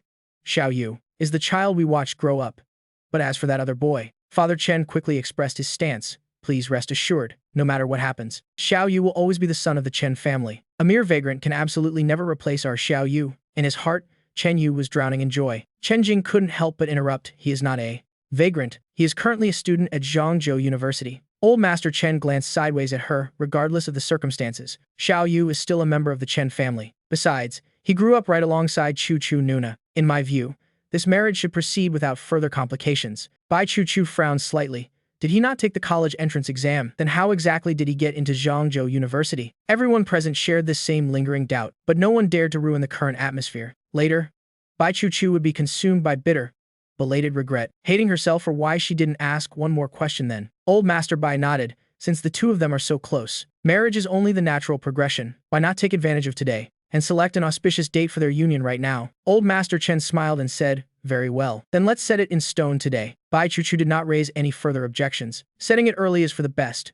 to crush that young Master Zhen's ambitions. Mother Bai suggested, "Then when the engagement takes place, let's have him come along as well. We cannot let outsiders look on and mock our families." The news of the Chen family finding their biological son has already spread throughout the elite circles of the imperial capital. If he is absent from the Chen Bai engagement ceremony, people will surely gossip that there is strife between our houses. If he can make an appearance, and even offer his heartfelt blessings, then that would be absolutely perfect. The Chen family found it difficult to refuse. Old Master Chen promised, "Certainly. We will have him attend and bless Chuchu Nuna and Xiao Yu." After the members of the Bai family had departed, Chen Jing watched Father Chen. "He is studying at Zhangzhou University. Are you still not satisfied, Father?" Father Chen let out a cold, Sharp snort. Someone who didn't even bother with the entrance exam. What kind of studying could he possibly be doing? Don't let yourself be deceived by him. Chen Jing said. Xiao Yu saw it with his own eyes. Xiao Yu. Tell them the truth. Chen Yu hesitated for a moment. Perhaps he found some other way to get in? His words were calculated and deeply ambiguous. Chen Jing shot him a look of sheer disbelief. A meaningful glint flickered in Chen Huang's eyes. How interesting. Mother Chen said. Regardless, he still carries the blood of the Chen family. I must acknowledge him as my son. Old Master Chen nodded slowly. Then see to it that he is properly educated. Bring him along to the engagement party. It is also for show, to satisfy the outsiders, to prevent them from gossiping any further. Chen Jing sneered. Try actually reaching him first, then talk. With that, she turned and stormed off in frustration. Chen Huang said politely, Grandfather, father, mother, I will go check on second sister. After saying so, she followed Chen Jing. Chen Yu leaned obediently against Mother Chen. It would be good for me to attend, so everyone knows he is the one the Chen family recognizes. Chen Huang caught up with Chen Jing. I haven't seen you for a few months, and your temper has become this explosive? Chen Jing fumed. Jiang Fan is one of the main parties involved. Yet without even a word of notice to him, the two families have arbitrarily decided on the marriage. What would telling him even accomplish? Are they afraid he might try to steal the engagement? Chen Huang patted her on the shoulder. Notifying him wouldn't change anything. We don't even have a way to contact him. So, how exactly do you plan to tell him? Chen Jing was so enraged, she punched the car with a clenched fist. Chen Huang was left speechless. Hey, that's my car. Chen Jing calmly withdrew her hand. I am going to find him. Chen Huang reminded her. It is currently the weekend. There are no classes at the university. He might not even be on campus. So where are you even going to look? Chen Jing opened the door and climbed in. Just go and try searching first. Early Sunday morning, I took Song Ji out for breakfast, then planned to head to the training grounds. Xu Nian. Shu mentioned. She was already at training ground. No. 17. The very place where Tang Shu Wen had taken them once before, to test their light body technique. Song Ji wanted to tag along. As we were heading out, they encountered two individuals they had never seen before. Though they were strangers, one of them greeted me. Chief Jiang. I simply nodded and said nothing else. Song Ji was stunned. Chief Jiang? But I felt it wasn't the right time to pry, so I had to suppress my curiosity. As the two groups brushed past each other, Zhang Qiuyue asked, why on earth did he come to Zhangzhou? Huang Shuyang said, you mean Chief Jiang? He's just here to carry out a mission. Zhang Qiuyue was a headquarters administrative staffer. Huang Xuyang was an enforcer stationed in Zhangzhou. The two of them were also a couple, frequently seen together, so their duty rosters were always aligned. Zhang Qiuyue rolled her eyes and said in a drippingly sarcastic tone, it really makes one so incredibly envious. No need to punch in on time every day like we have to. And yet he can roam the 5 continents as he pleases. It's nothing more than a vacation on the public's dime. Zhang Qiuyu's voice was by no means quiet, causing several passers-by to turn and stare at her. Huang Xuyang quickly glanced back over his shoulder, seeing that only those nearby had turned to look. He finally felt a wave of relief. He hissed irritably in a low voice. What is this nonsense? Someone is going to hear you. Zhang Qiuyue curled her lip in disdain. So what if they do? I just think it's utterly unfair. Do you even know how much he was paid for that Exige mission? 2 billion. Huang Xuyang was shell-shocked. Don't speak of that here. Mission compensation is strictly confidential information. Zhang Qiuyue had somehow managed to get wind of this and had been stewing in resentment ever since. She was only an administrative staffer. Compared to the outside, her salary was already quite generous. At first, she had been perfectly satisfied, but once she learned the compensation of the enforcers, a seed of intense jealousy began to sprout in her heart. We're all bureau employees. Why is their pay so exorbitantly high, and they don't even have to be chained to a desk? After finding out about my mission reward this time, she felt even more indignant. She wouldn't earn that kind of money in her entire life. Besides, she was a graduate of a prestigious university. Except for not going out on dangerous missions, she had to sit in this building from 9 a.m. to 5 p.m. every single day, occasionally being forced to work night shifts. It was grueling work in its own right. She even worked in the development planning department, a very significant administrative role. Huang Xuyang's expression was equally grim. He knew full well how perilous Xijin and Nanzhou were. But here in their own Zhangzhou, enforcers had assisted the police in catching criminals many times, yet their compensation each time was so meager. Compared to the rates in Xijin and Nanzhou, it was like tossing scraps to a beggar. Passers-by were secretly observing their exchange. A cold sneer erupted from behind them, sounding incredibly grating to the ears. They risk their very lives to save others, yet you're actually green with envy over that reward. Enforcers face death daily at the borders. Do you really think you'd be sitting here in peace otherwise? Zhang Qiuyue spun around to look. The speaker was Lu Meng from the personnel department. She instinctively raised her voice in a sharp retort. You're also an administrative staffer, so why are you being such a traitor to your own kind? Realizing she had said something slightly off, she hurriedly tried to correct herself. She hadn't exactly called them outsiders. Lu Meng spat on the ground in contempt. HM Shaich.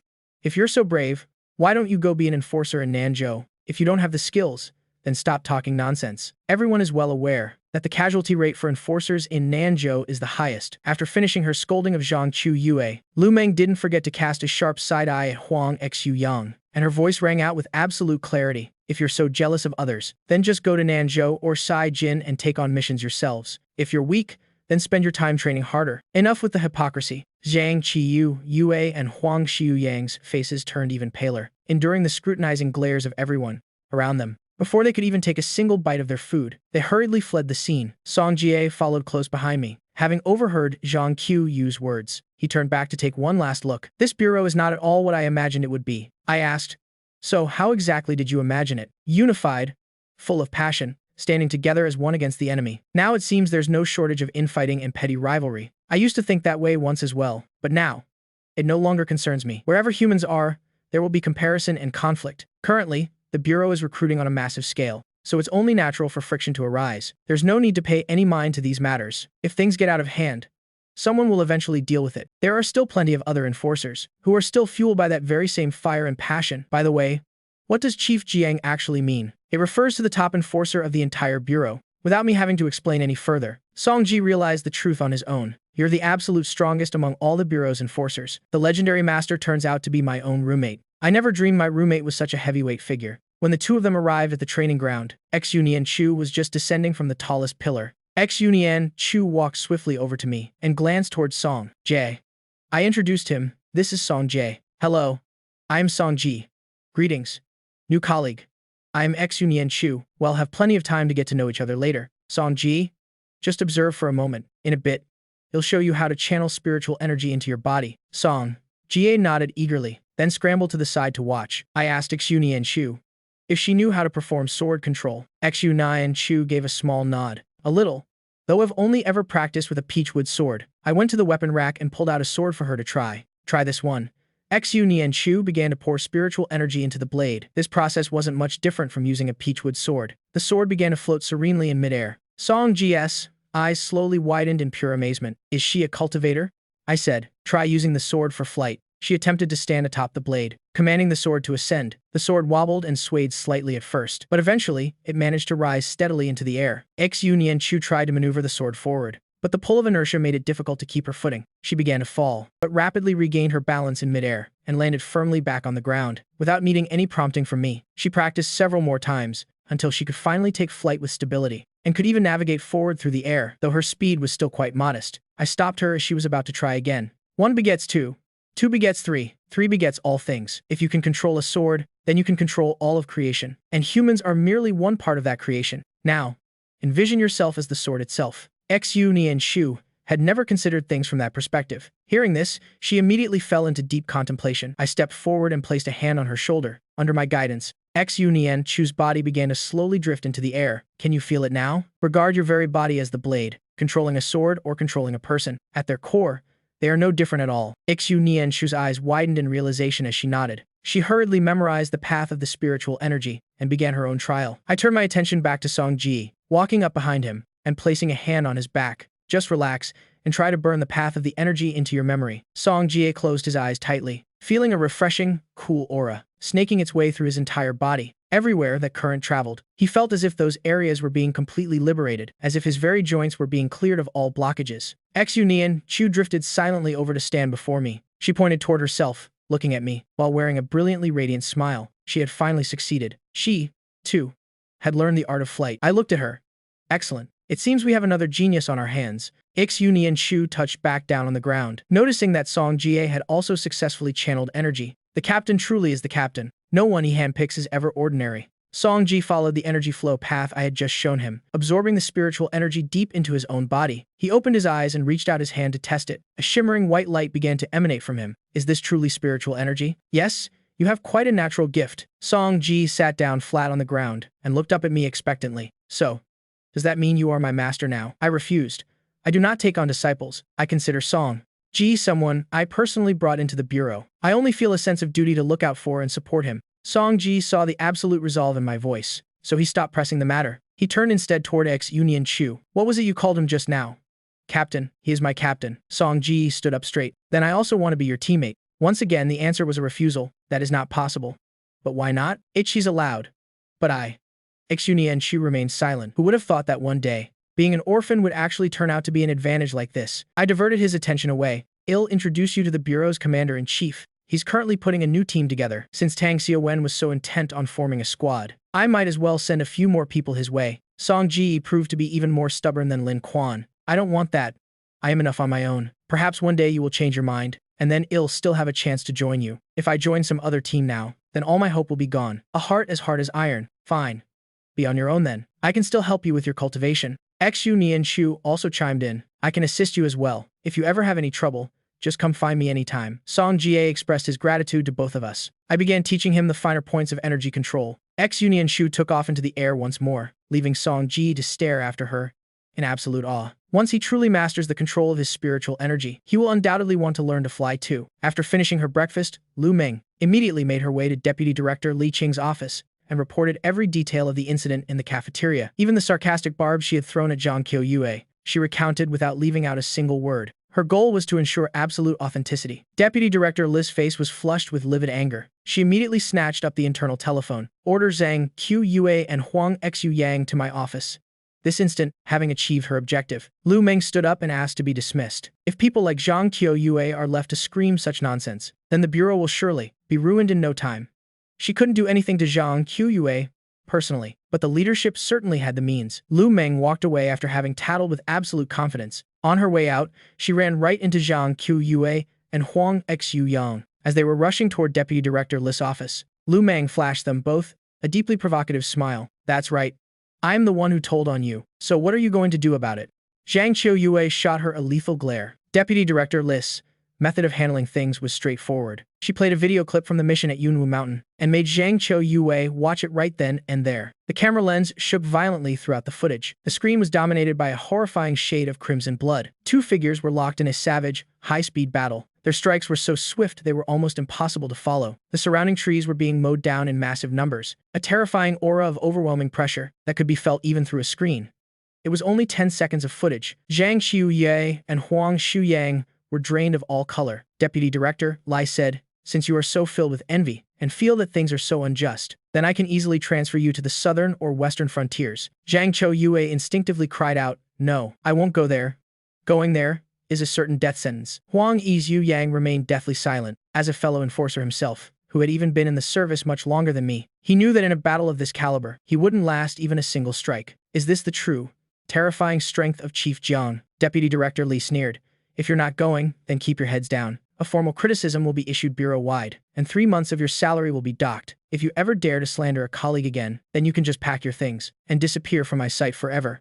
Furthermore, Zhang Qiuyue, mission compensation details are confidential. Exactly how did you come by this information? Zhang Qiuyue began to stammer incoherently. I happened to overhear it by accident. The two of them slunk away. Li Qing sighed. Humanity is facing an impending catastrophe, and yet they are still preoccupied with petty factionalism. Every step I've taken to get to where I am today, I've had to endure countless wounds and have saved so many lives, but they don't give a damn about any of that. Their eyes are only fixed on the rewards I receive. Li Qing picked up the phone to call the head of investigation. Investigate Zhang Qiuyue immediately. Find out exactly how she leaked Chief Jiang's mission compensation. The head of investigation's expression immediately darkened. It seems someone actually dared to target Chief Jiang himself. Zhangzhou University. Their family driver dropped Chen Yu off at the school. Chen, Jing, and Chen Huang were also in the car. They had come looking for me on Saturday, asking everyone they met along the way. They had even gone to my classroom and my dorm room, but I was nowhere to be found, and even my roommates were all away. After learning I had class on Monday, they decided to show up once again today. Chen Jing had firmly made up her mind.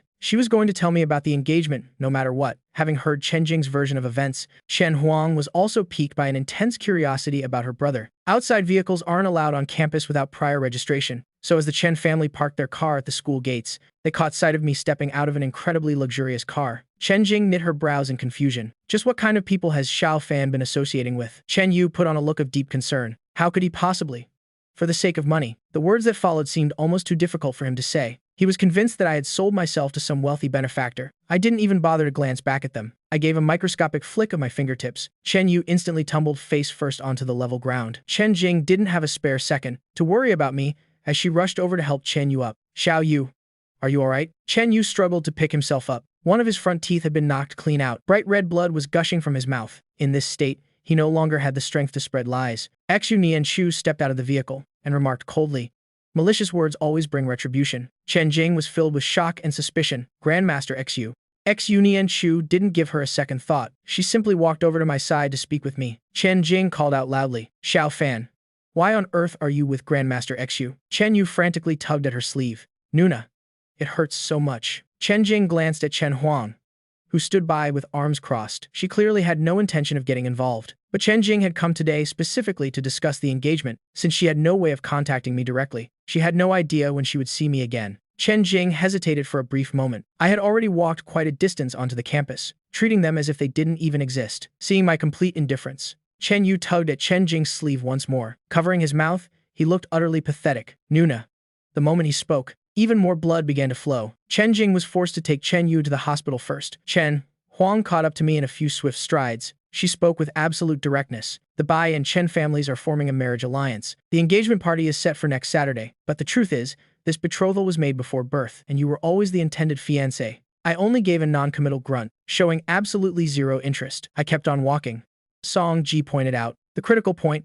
"Then why didn't you say so earlier?" "What? Are you afraid Jiang Fan will come to reclaim the engagement?" Chen Huang nodded. "That is exactly what they are thinking. Now they want to invite you to the engagement party. This is a rare opportunity. I have no intention of getting entangled with them. I am not free, and I am not going." Song Ji sneered without a hint of emotion. "A rare opportunity? It's just an engagement party, not some grand ascension ceremony. What kind of rare opportunity is that supposed to be? I'd rather you feel a bit soft-hearted and take him in as a disciple or a teammate instead. Now that would be a truly rare opportunity." Chen Huang wasn't angry at all. She just found this younger brother of hers to be incredibly interesting, and even his friends are quite fascinating. Chen Huang suddenly changed the subject. She asked for my bank account number. I continued to refuse. "There is no need for you to trouble yourself, sister." Chen Huang thought about the car I was just sitting in. She nodded. "Sorry for the intrusion then." Having said that, she left immediately. I felt that Chen Huang seemed to be the rare normal person in the Chen family. Song Jae asked, "The Chen family brought you to Zhangzhou and didn't give you any money?" "Pfft. They are truly trash." As the chief enforcer, I certainly don't lack any money, but the Chen family is truly disgusting. If I were just an ordinary person, wouldn't I be forced to sleep on the streets? I, however, didn't care about that at all. "Let's go get the books. It's time for class." Chen Huang of the Chen family returned to the old villa. She briefly mentioned our meeting. "The boy doesn't want to return. We might as well just let nature take its course and stop bothering each other." Whether in work or in life, Chen Huang always prioritized the concept of destiny. Mother Chen immediately protested. "No, he is my son. I carried him for 10 months and endured labor to give birth to him. How can we possibly not involve ourselves in each other's lives? I must bring this son back into our family." Elder Chen also expressed his disapproval. "Everyone knows about this situation now. Letting him wander outside like that, wouldn't that invite others to mock our Chen family? Xiao Huang, go and bring him back here." He then turned to look at Mother Chen. "Quickly find a teacher to instruct him properly in etiquette. When the engagement party arrives, bring him to see me. He has been questioned by those old men many times lately. Those relatives from the countryside are all gloating over our misfortune. The Chen family cannot allow others to look down on us. He must appear at the engagement party. It's also to show everyone that the Chen family has not mistreated their own biological son." Mother Chen saw that the old man had changed his mind. She quickly said, "Father, please rest assured. I will definitely make sure he is taught well." Chen Huang, seeing how they settled everything with just a few sentences, the way they were arranging his life made her find it ridiculous. "I can go look for him one more time, but whether he chooses to come or not is beyond my control. Once or twice, but there will be no third time." Although Father Chen was still frustrated, he also understood that they couldn't let outsiders mock them. Find a few more teachers. There must be absolutely no mistakes in his etiquette, and he certainly isn't allowed to embarrass us at Xiao Yu's engagement party. Once he returns, I will warn him myself. The marriage alliance with the Bai family is not something he can even dream of. Chen Jing took Chen Yu to the hospital. His front teeth were broken. The only option left was to get dental implants. After getting the implants, Chen Yu returned to the Chen residence. His entire face was swollen up. When the Chen family saw Chen Yu's condition, they rushed forward to ask what happened. If this continues, he will be the one losing face at the engagement party. Chen Yu thought about Xu Nanka's words. "I don't even know what happened myself." Grandmaster Xu was walking with Jiang Fan, and she even mentioned something about retribution. Her words were so cryptic and elusive. "She's deliberately trying to pin all the blame on me." Father Chen spoke in a cold, stern voice. That rebellious son. But Chen Huang and Chen Jing were different. She was 10 years older than Chen Yu, so their relationship wasn't very close. Then thinking about the fact that he wasn't her biological brother, she said bluntly, "Grandmaster Xu said that creating bad karma through speech leads to retribution." Chen Huang gave a half smile. "Xiao Yu, what do you think?" Chen Yu was somewhat afraid of his eldest sister. Then he thought of Xu Nianka's abilities. Rumors in the circle said she even knew how to catch ghosts. For fear of suffering karmic retribution, he immediately stopped daring to speak nonsense. I just tripped and fell by myself. Chen Yu added another sentence. When he fell, Jiang Fan and Grandmaster XU were standing 10 meters away. Elder Chen was an old fox. He immediately saw through Chen Yu's petty little scheme. Since it was a trivial matter, he didn't bother to investigate further. The engagement party is the most important matter right now. Fine. Hurry up and get healed. Don't let this delay the engagement party. The more Chen Huang looked at Chen Yu, the more she disliked him. Suddenly, she felt a pang of pity for her biological younger brother. Meng Hanyu was once again waiting at the door of my classroom. I didn't even bother to spare her a glance. After class, I headed toward the shooting range with Song Ji. I had already refused to participate in the shooting competition, but Song Ji had agreed to participate. He wanted me to go with him for practice. Meng Hanyu trailed closely behind the two of them. She kept rambling incessantly. Jiang Fan, why do I feel like you hate me so much? Your feelings are exactly right. She tried to salvage the situation a bit more. I admit it. It was wrong to follow Huo Yan into Xi Jing back then. I have already reflected on my actions. You can't just generalize everyone like that. It's good that you still have a chance to repent. The two who sacrificed themselves at Cloud Mist Mountain no longer have that chance. Meng Hanyu immediately froze in place. Dead.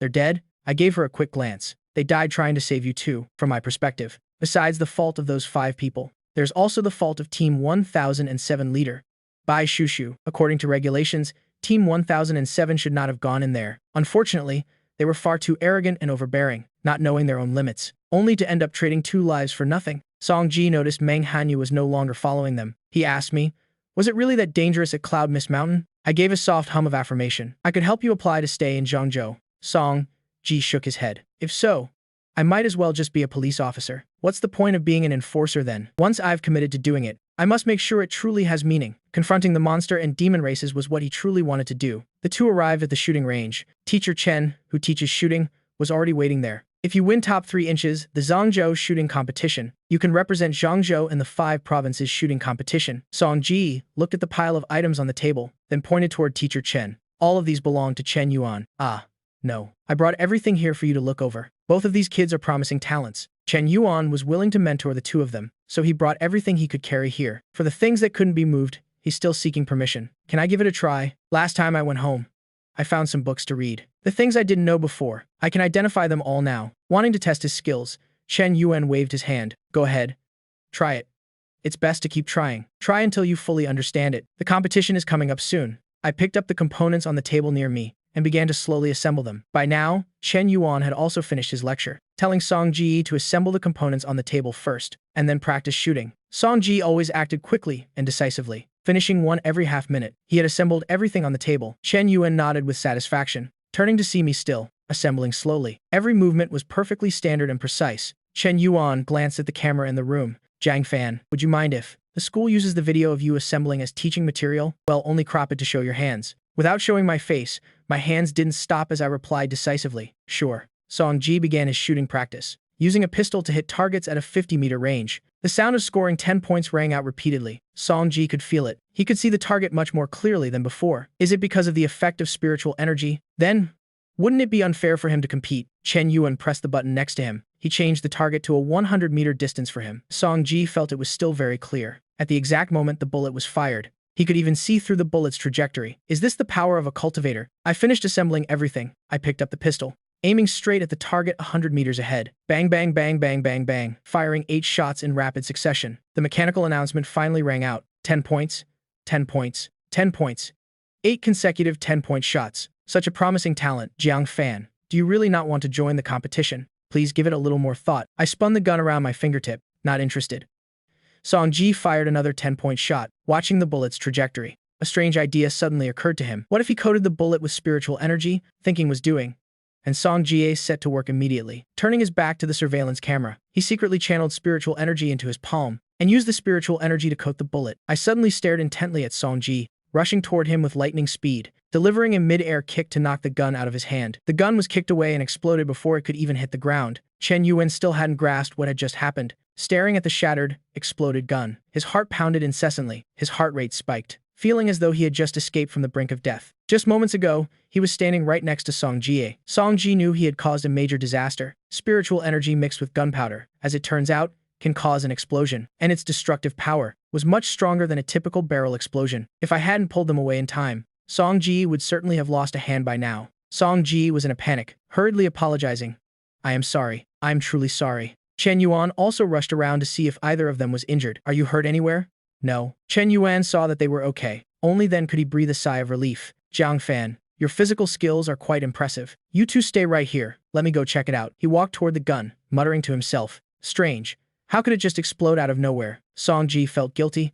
I am sorry. I really didn't know it would be like that. I'll go ask Teacher Chen to see how I should compensate for this. The salary he just received was about to turn into compensation money. As soon as Teacher Chen heard Song Jie wanted to compensate, he immediately waved his hand. No need to pay back. No need at all. Did it frighten you? The competition, you still have to participate. The gun won't explode again. Song Jie hesitated slightly. He felt that if he competed now, it would be truly unfair to the other competitors. Seeming to understand that concern, I use secret voice transmission to say, you can temporarily seal your spiritual consciousness, then you'll be no different from an ordinary person. Upon hearing this, Song Ji hurriedly replied, I'll join. He truly loved the sport of shooting, and sincerely wanted to participate in this competition, to broaden his horizons with the outside world, to know there's always a higher mountain. Due to the gun explosion, today's practice session ended earlier than expected. Song Jie asked me, how did you know it would explode? I answered calmly, I've done it before, so I just have a bit of experience. At the Bureau's training ground, Tang Xiuwen reduced the talisman's power on the jade pendant by half. Lin Quan watched Xu Nianchu gently float up into the air. After grabbing the jade pendant, she slowly descended, making him extremely envious. 2 days. It's only been 2 days. How do you already know how to fly? Xu Nianchu smiled slightly, then subtly boasted, the captain taught me. Lin Quan slapped Tang Xiuwen's shoulder hard. Captain, oh captain, I want to learn too. I want to be able to fly too. Tang Xiuwen cried out in pain. Take your hand off me already. I see you really do want to ascend to the heavens. You can't even control your spiritual energy naturally yet, and yet you want to fly?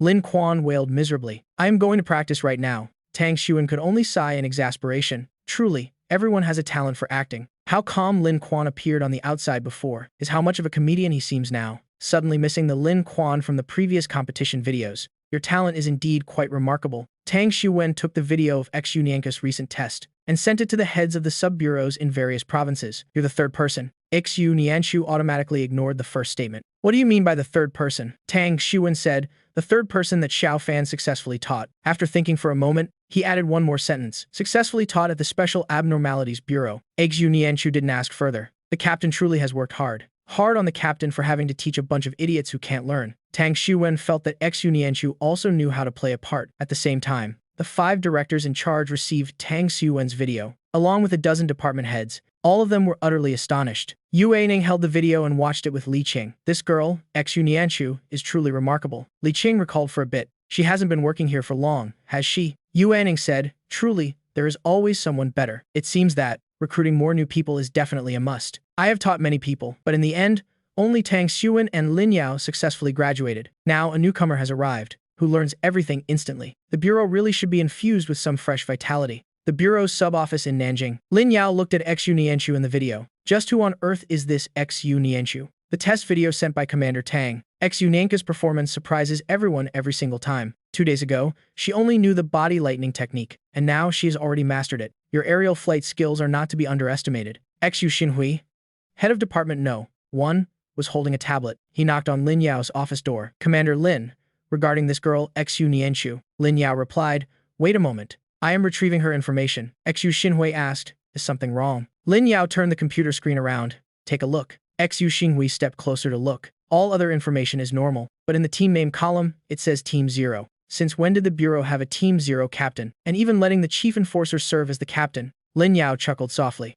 Headquarters has its own plans, speaking while taking out her phone to make a call. Others were just as curious as they were. Who is Xu Nianchu? Really? What kind of team is Team 0? And most importantly, why let the chief enforcer be the captain? In less than an hour, the name Xu Nianchu spread throughout the Bureau. In the personnel information table, the entry for Team 0 with Jiang Fan as captain was clearly visible, further piquing the curiosity within the hearts of everyone. I had just finished watching that video when I received countless calls from all over. Xiao Fan, who is Xu Nianchu? That was a call from Lin Yao. I answered indifferently. She's just my teammate. On the other end, Lin Yao laughed softly. That's great.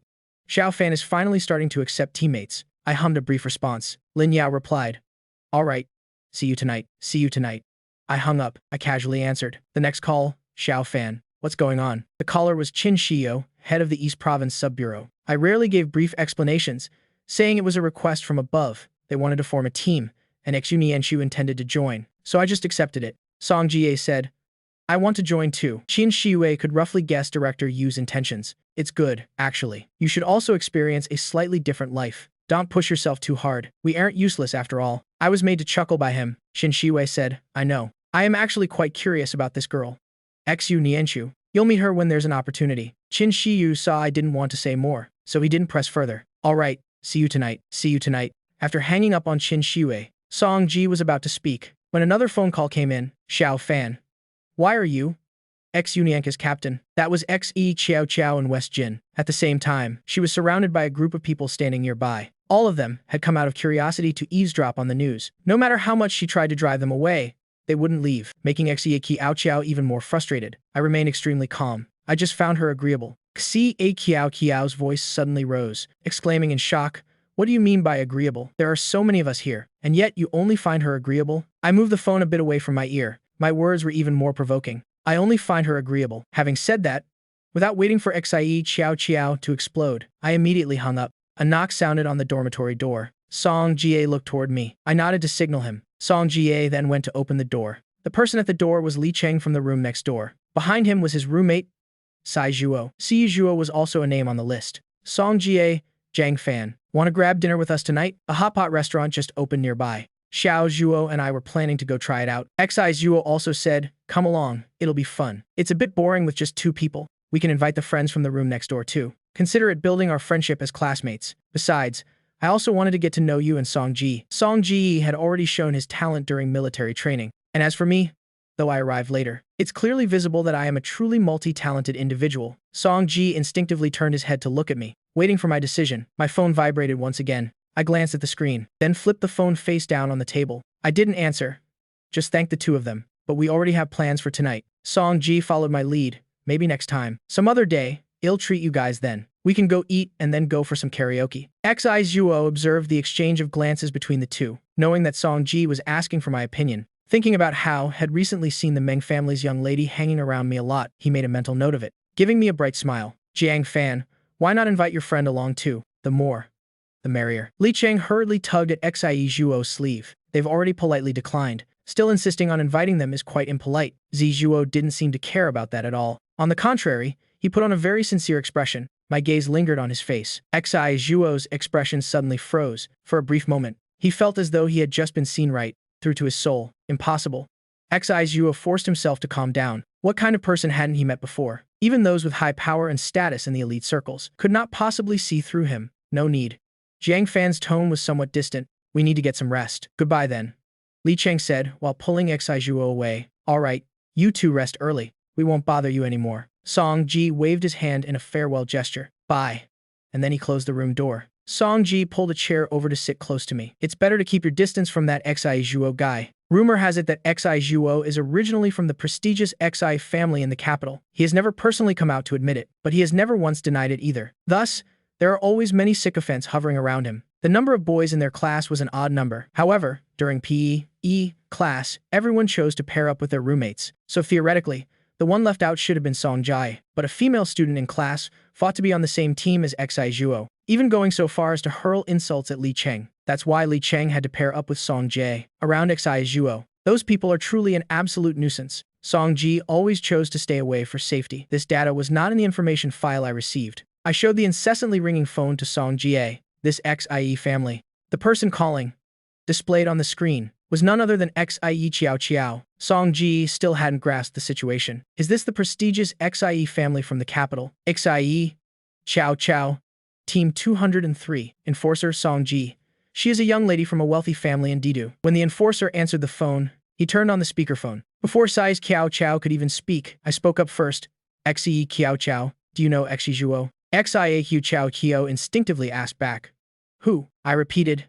Sai Zhuo. Xie Qiao Qiao thought, do I know him? But this name sounds somewhat familiar. Where have I heard it before? She couldn't remember it for the moment. Jiang Fan then ordered, Xie Qiao Qiao, stop making phone calls. After saying that, I decisively hung up. Xie Qiao Qiao held the phone, looking at everyone around her in a daze. She put the phone away, not daring to make another call. Everyone also dispersed. Chief Jiang has always been a man of his word. When I revealed the aura of a chief, no one dared to joke around excessively anymore. Song Ji said, so it turns out he's not from the Xie family. I didn't care in the slightest. Whether he is or not doesn't matter. Is there any more drama? If Xi Chow Chow found it familiar, there might be some connection. But if it wasn't mentioned in the documents Tang Yuan gave me, then it's not any important information. Song Ji recalled the phone call just now and asked, "Do you find me pleasing to the eye?" I looked at him and nodded, still not understanding what he meant. Song Jie said, "I also want to join your team. You also said I am pleasing to your eye, so why can't I?" I didn't expect the random words I said to deal with those people would be remembered so clearly by Song Ji. I replied,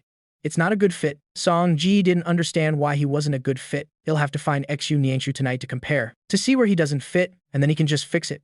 Right? My afternoon class ended at 4 o'clock. Just as I stepped out, the way was blocked again. This time it wasn't Meng Hanyu, but Chen Huang. There were quite a few people in the class at this time, and they all turned to look at them. A few people were even whispering about something. Changed people again. This lady is also so beautiful. Jiang Fan is also really handsome.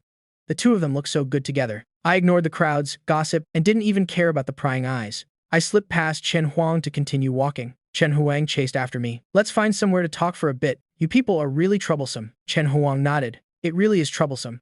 After we talk this time, I definitely won't bother you anymore, little brother, and I will also try to keep the Chen family from disturbing you." I didn't say anything more, as if weighing how much her promise was worth. Chen Huang was also silent, quietly walking beside me. Song Jae walked on the other side. Xi Zhuo stood behind watching them, until their figures completely disappeared. First, the Meng family, and now the Chen family. Just what kind of background does this guy have? They all walked to the school gate together. Wen Changzhang saw them coming out because there was an outsider. Wen Changzhang didn't dare call him Chief Jiang, only asked, "Jiang Fan. Song Jie, are we going now? Why are you here?" I was planning to call a specialized car, worried everyone would have a hard time catching a ride. Wen Changzhang just got a new car. It was on the way. I nodded, then told Song Ji, "You get in the car and wait for me first." Song Ji nodded in agreement. Wen Changzhang glanced at Chen Huang standing next to me. "Take your time talking." Saying that, he led Song Jie back to the car. I pointed towards a nearby cafe. "Let's talk in there." Chen Huang looked after the car, then followed me into the cafe. "Who was that?" I ordered 2 coffees and answered, "Just a friend." "What do you have to say?" Chen Huang looked at the car outside again. "A new model. Very popular right now. It must cost tens of millions of yuan. The car from this morning was also extremely expensive. These friends of yours are not simple at all. Chen Huang has been in the business world for a long time. She naturally won't be as blind as the others in the family and think that I am being kept by some wealthy patron or something. The attitude of those people towards me, on the surface, they are friends, but in reality, they are more like subordinates. What kind of wealthy patron would treat someone like an ancestor to be worshipped?" Suppressing the doubts in her heart, Chen Huang went straight to the point. "On the 1st of next month, Chen Yu and Bai Chuchu will be engaged. I need you to be there, to show the world that the Chen family has not mistreated their biological son." Just then, the waiter brought up 2 cups of coffee. I took mine, took a sip, then looked at her, gesturing for her to continue. Chen Huang was slightly stunned by my commanding tone. Suppressing a helpless sigh, she continued, "I know you don't want to go back, but mother really misses you. This engagement also needs your presence. I know the Chen family has wronged you. Come back with me. I will arrange for you to have a 3% stake in the Chen family. Think of it as a transaction. What do you think?" This is the greatest benefit she could secure. For me at this moment, for Chen Huang, there's nothing that money can't solve, but I didn't have the slightest interest. "It's nothing special," Chen Huang explained. "A 3% stake in the Chen family. The annual dividends are huge. Think it over carefully." Although it was a question, she seemed certain that I would agree. I didn't bother to answer her, but called out, "Waiter, the bill." As I spoke, I pulled out a card. Chen Huang was about to stop me to pay herself when she suddenly saw the card in my hand. "Huh? A black card?" Chen Huang thought she was seeing things and intended to take a closer look. I obliged her, bringing the card closer. "I don't lack money, nor do I care for those shares, and I certainly don't have time to play happy family with you all. Who is this play for?" I held the black card and swiped it decisively on the waiter's POS machine. Didn't even need to enter a PIN. "It'll take my leave here." "Wait." Chen Huang was shocked and hurriedly called me back. No matter what, the news of the Chen family finding their biological son has spread everywhere. This matter must have a clear conclusion anyway. Otherwise, grandfather and mother will never give up. Chen Huang was not wrong. The Chen family are like flies. They don't harm anyone, but they just make people feel disgusted. It's best to settle it once and for all, I said coldly. "I will come to the engagement. From now until then, don't disturb me anymore." Chen Huang hesitated. "But mother, if she really wanted to see me, why hasn't there been any sign of her until now? Has she ever considered how I've been living and do all by myself? Did I need money? Where was I?" Those empty words of concern. What's the use of that missing? Chen Huang was suddenly speechless. I continued with a ruthless strike. "Or are you afraid Chen Yu will be heartbroken? Or are you afraid I'll steal his betrothal? When your first choice is always him, at this point, then we can never, ever be a family again. Moreover, I once had a family. I know what true affection is. The pity of the Chen family, I don't need it. Little fan, I made the sweet and sour ribs you like best. Come in and eat. Little fan, let's go practice swordsmanship. Come here, this is a new array I just researched. Who's trying it first?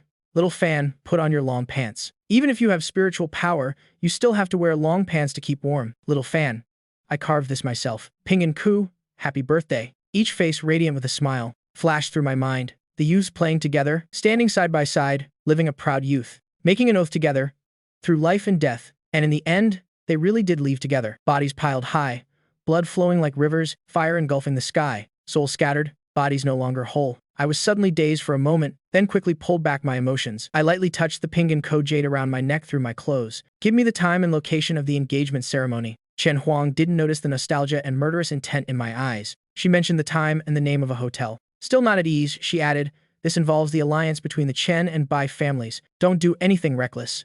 I chuckled softly. Rest assured, I won't ruin your plans. Although Chen Huang had only met me twice, she subconsciously believed my words. She glanced at the clothes I was wearing. Chen Huang said, many from high society will attend the engagement party. People judge a book by its cover. Let me find a stylist for you. If you dress too shabbily there, it won't just be you losing face, but the whole Chen family will be ridiculed along with you. No need. Goodbye. It's truly unnecessary. At the age of 5, covered in blood, with tattered clothes, I was picked up by my master. At the age of 15, in old, gray clothes, I was brought to the Special Abnormalities Bureau by Tang Xuan. If I relied on appearances, I wouldn't have reached the position I am in today. I stepped into Wen Changzhang's car. Song Ji and Wen Changzhang had already gotten to know each other. Let's go.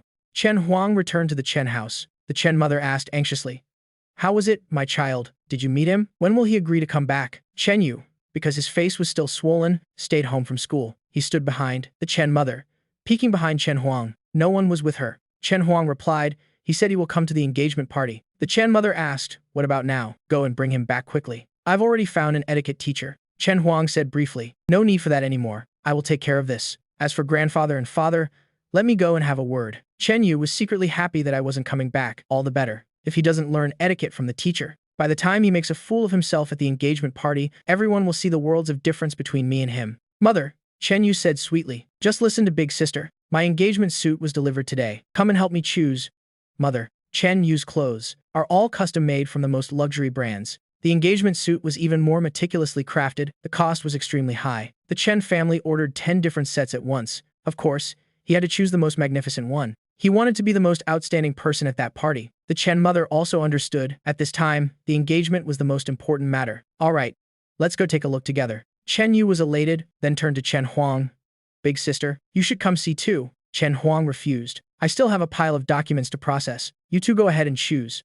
Thinking of the clothes I wore, and then looking at Chen Yu's luxurious attire now, it really was worlds apart. All of this should have belonged to me. Watching the backs of the Chen mother and Chen Yu, Chen Huang remembered my words again. The Chen family, whether for affection or for benefit, their number one choice is always Chen Yu. And I, perhaps, am just an accidental incident. Not returning might actually be better. The Bai family is also busy preparing for the engagement, sending invitations to guests everywhere. The Bai patriarch hesitated. Shushu, have you sent the invitations to the leaders yet? Bai Chuchu shook her head. Grandfather, my boss already told me. Private matters shouldn't be brought into the bureau. Weddings or funerals are not allowed. The Bai patriarch sighed with regret. He originally wanted to use this occasion to network with people from the Special Abnormalities Bureau, but he still hasn't had the chance. It's a special agency directly under the chief executive. All its members have extraordinary backgrounds. Their rank is much higher than other units of the same level. Speaking of the bureau, a figure suddenly flashed through Bai Shush's mind. She suddenly didn't want the news of her engagement to reach the bureau at all. The Xi family received the invitation and marveled.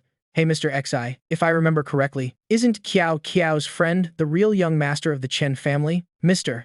Xi looked at the card and frowned. The Chen family seems determined to see this through. I must call little Zhuo. As he spoke, he dialed the number immediately. The Xi mother recounted the whole story, then asked, Chow, does your friend know about this? Or should our family not go to this engagement?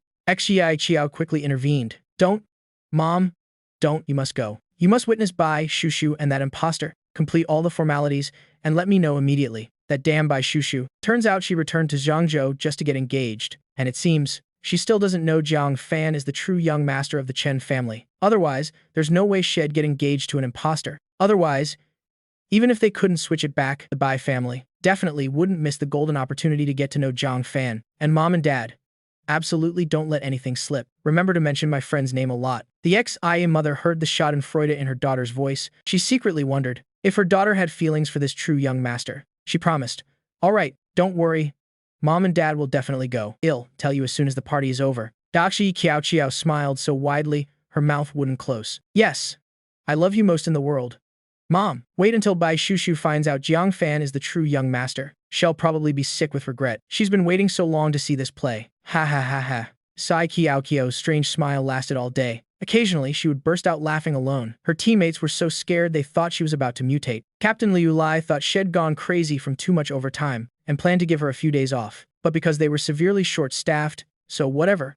Crazy or not, as long as she can still work, it's fine. At the Special Abnormalities Bureau's shooting range, I stood to the side watching. A researcher stood next to me watching Song Jie practice shooting. Being near me truly felt safer because the gun in Song Jie's hand had already exploded several times. Each time, I timely wrapped the gun in spiritual power, even if the explosion couldn't penetrate my small barrier. But seeing the gun explode right in front of his face still made the researcher shudder with fear. After several failed shots, Song Jie seemed to have found a pattern. He knew how to control spiritual power below a certain limit. Xu Nianchu hurried in from outside. Song Jie had just fired a bullet. The bullet carrying powerful spiritual energy completely shattered the target. Not bad. I nodded in approval. When spiritual power is combined with firearms, the power is multiplied. A handgun with the destructive power of a grenade. Song Jie couldn't hide his joy. He aimed the gun at a target further away. Tang Xuan called from the door.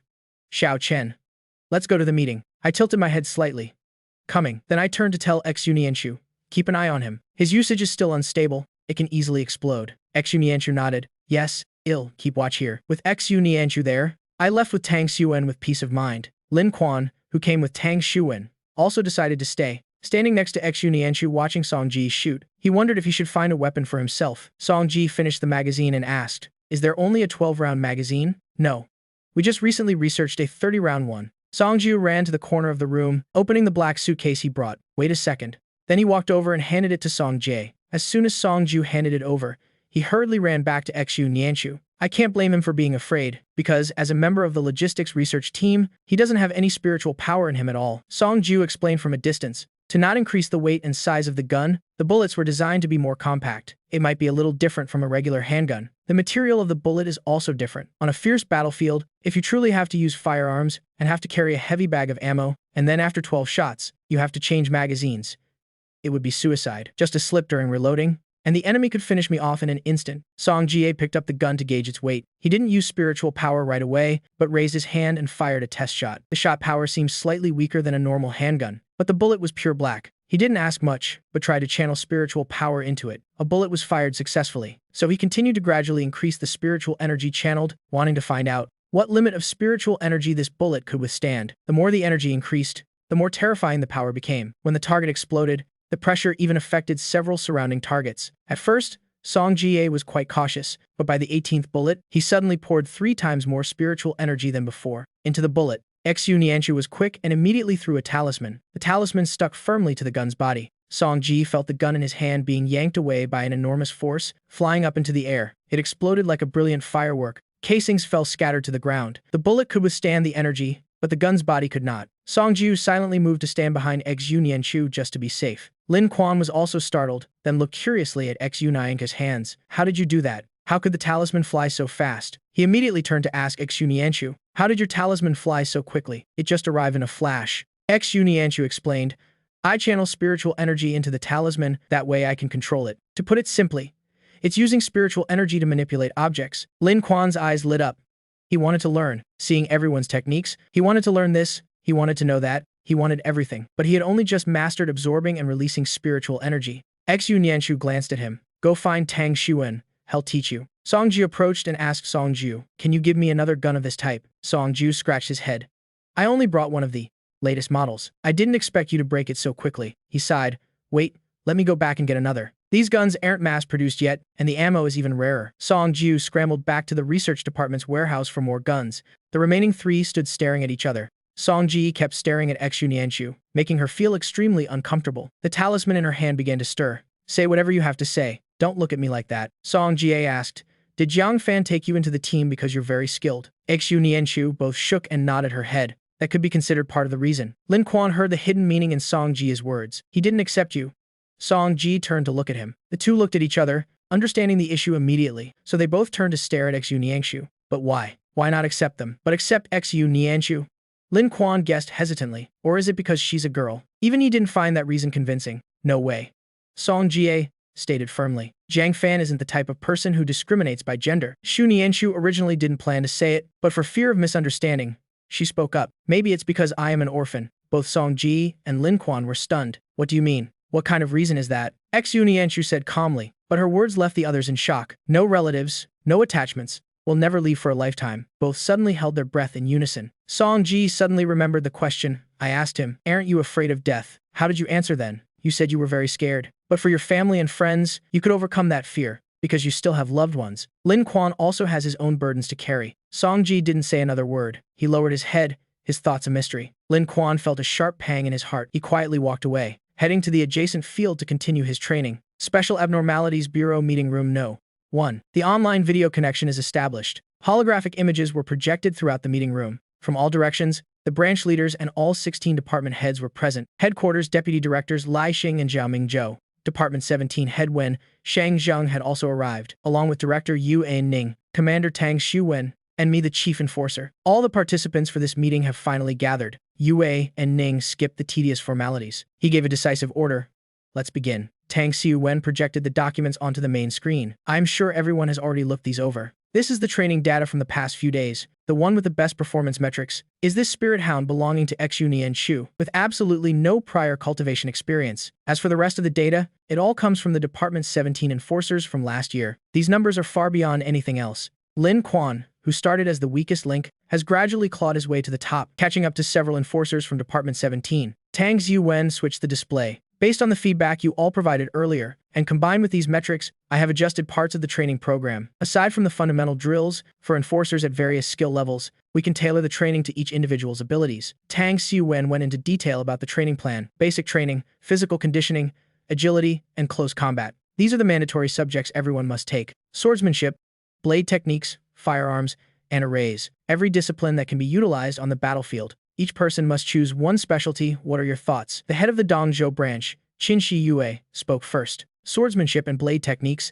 should still have one chosen as a part of core training. Things like firearms or tactical arrays. The reliance on external factors is still too high. If not mastered, it's far too easy to end up hurting yourself. Or if there's a shortage of ammunition, a lack of diagrams, or an unsuitable location, it all makes it far too easy for us to lose the initiative. Yue and Ning made the final call. Then it's settled. As for choosing between swords and blades, let them decide for themselves. Tang Xuwen typed away on his computer, bringing up the next item for discussion. How will weapon production be organized? The Bureau discovered ink metal 3 years ago. It's pitch black, just like a block of ink. It's completely unlike any existing metal today. Its ability to conduct spiritual energy is exceptional. Plus, its density is lower than most other metals. Nung Lung Kim Mak Hien Ko Kong Mei Doi Dao. It hasn't been put into large-scale use yet. The Weapon Research Department requested ink metal for bullet production. It's not yet in mass production. It's still only in the testing phase. The hardness of ink metal is incredibly high. Forging and sharpening it requires an immense amount of effort. With the ink metal we currently possess, we can craft approximately 10,000 swords or blades, or 200,000 rounds of ammunition. That's still nowhere near enough. Yue and Ning said,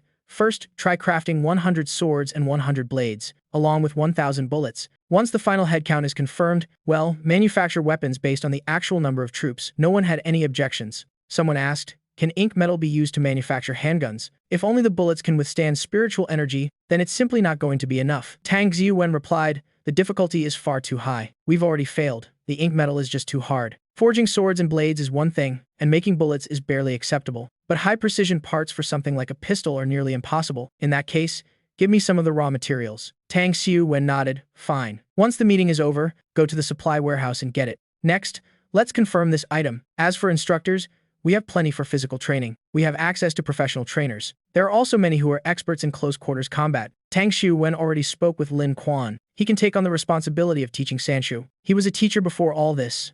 After all, it's just a change of scenery for his work. Regarding firearms, we have quite a few talented people within the Bureau. But for blades, swords, and arrays, those three are hard to staff. The Bureau certainly doesn't lack sword and blade users, and there are plenty who are skilled in arrays, but fundamentally, they all have their own secret lineages. Most are unwilling to share their secret techniques with outsiders. Tang Xuwen mentioned Lin Quan could help with Sanshu, but for the remaining subjects, we still have no candidates. Yue and Ning scanned the room, looking at everyone. I know many sword, blade, and array techniques are are closely guarded secrets. I won't force anyone, but is there anyone here willing to volunteer? Yue and Ning understood one thing clearly. To lead these arrogant geniuses, the first thing one must offer is respect. Meet sincerity with sincerity. I lowered my eyes.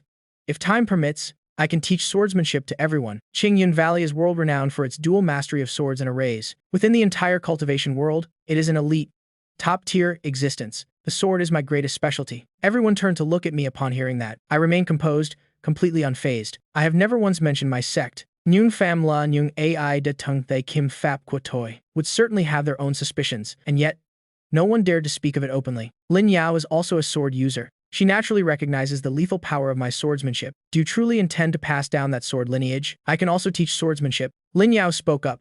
My sect doesn't care about such things. Qin Shiyue spoke with a sharp tone. Take charge of teaching blade techniques. The world is on the brink of extinction. Who still gives a damn about those things? These words truly resonated with the hearts of most people. Humanity is hanging by a thread. Who has time to worry about sect traditions at a time like this? Let's just survive first, then we can talk about legacies. Once everyone is dead and gone, who are you going to teach? The ghosts? Wen Shang Zheng smiled and said, leave the arrays to me. As long as they call me teacher, then it's no longer considered sharing it with outsiders. The other department heads also expressed their willingness to teach. No problem. In the end, everyone has their own reasons. Selecting instructors went much smoother than Tang Ziwen had expected. Though these people are young and exceptionally talented, they are all incredibly reliable. Tang Xiuwen recorded the list of candidates. Next item, the location. Xin Shiyue of Dongzhou and Zhu Chang and of Beizhou stared at each other. Neither was willing to back down. Qin Shiyue said, Beizhou is frozen all year round. It's far too difficult to set up a training site there. Zhu Chang and shot back, Dongzhou is right next to Nanzhou. Who's to say someone won't sneak in one day, and even the demon race won't have a clue? Lin Yao immediately retorted, fight amongst yourselves all you want. But what's this about sneaking in? The demon race wouldn't know. We in Nanjing aren't exactly incompetent. Zhu Chang and immediately changed his tune. Dongzhou has quite a few hidden cultivation sects, doesn't it? Are you planning to invite them to come and watch the training? He continued mockingly. Why not just send them a formal invitation? I caught myself glancing at Tang Jiwen for a moment. Then I scanned the department heads present. Every single one of them was silent, focusing inward. Not a single person dared to say a word. Chief Jiang. Stop looking at them. Even if you bribed them, they wouldn't dare send that invitation back to their sects. Qin Shiyu fell silent. It was the absolute truth. Dongzhou indeed has the highest number of sects in the 5 provinces. Department 2 head Liu Jun muttered. Beizhou has its fair share of rogue cultivators as well. Department 4 head Jiang Tang shot him a sidelong glance. The directors of Beizhou, Dongzhou, and Nanzhou are arguing. It's best if we, from Zizhou, don't get involved. This was also a plain truth. Liu Jun was originally a rogue cultivator, hailing from Beizhou. I spoke up. Nanzhou and Saizhou guard the barriers. It's far too dangerous. Beizhou's weather is just too extreme. Zhangzhou is far too densely populated. The cultivation environment in Dongzhou is the most ideal. It is where the highest concentration of cultivators are. This is also a matter the sects have always cared about. Except for those sects guarding the borders, no one wants to stay in Nanzhou or Xizhou. I shifted my tone. I propose that the training location be set in Dongzhou.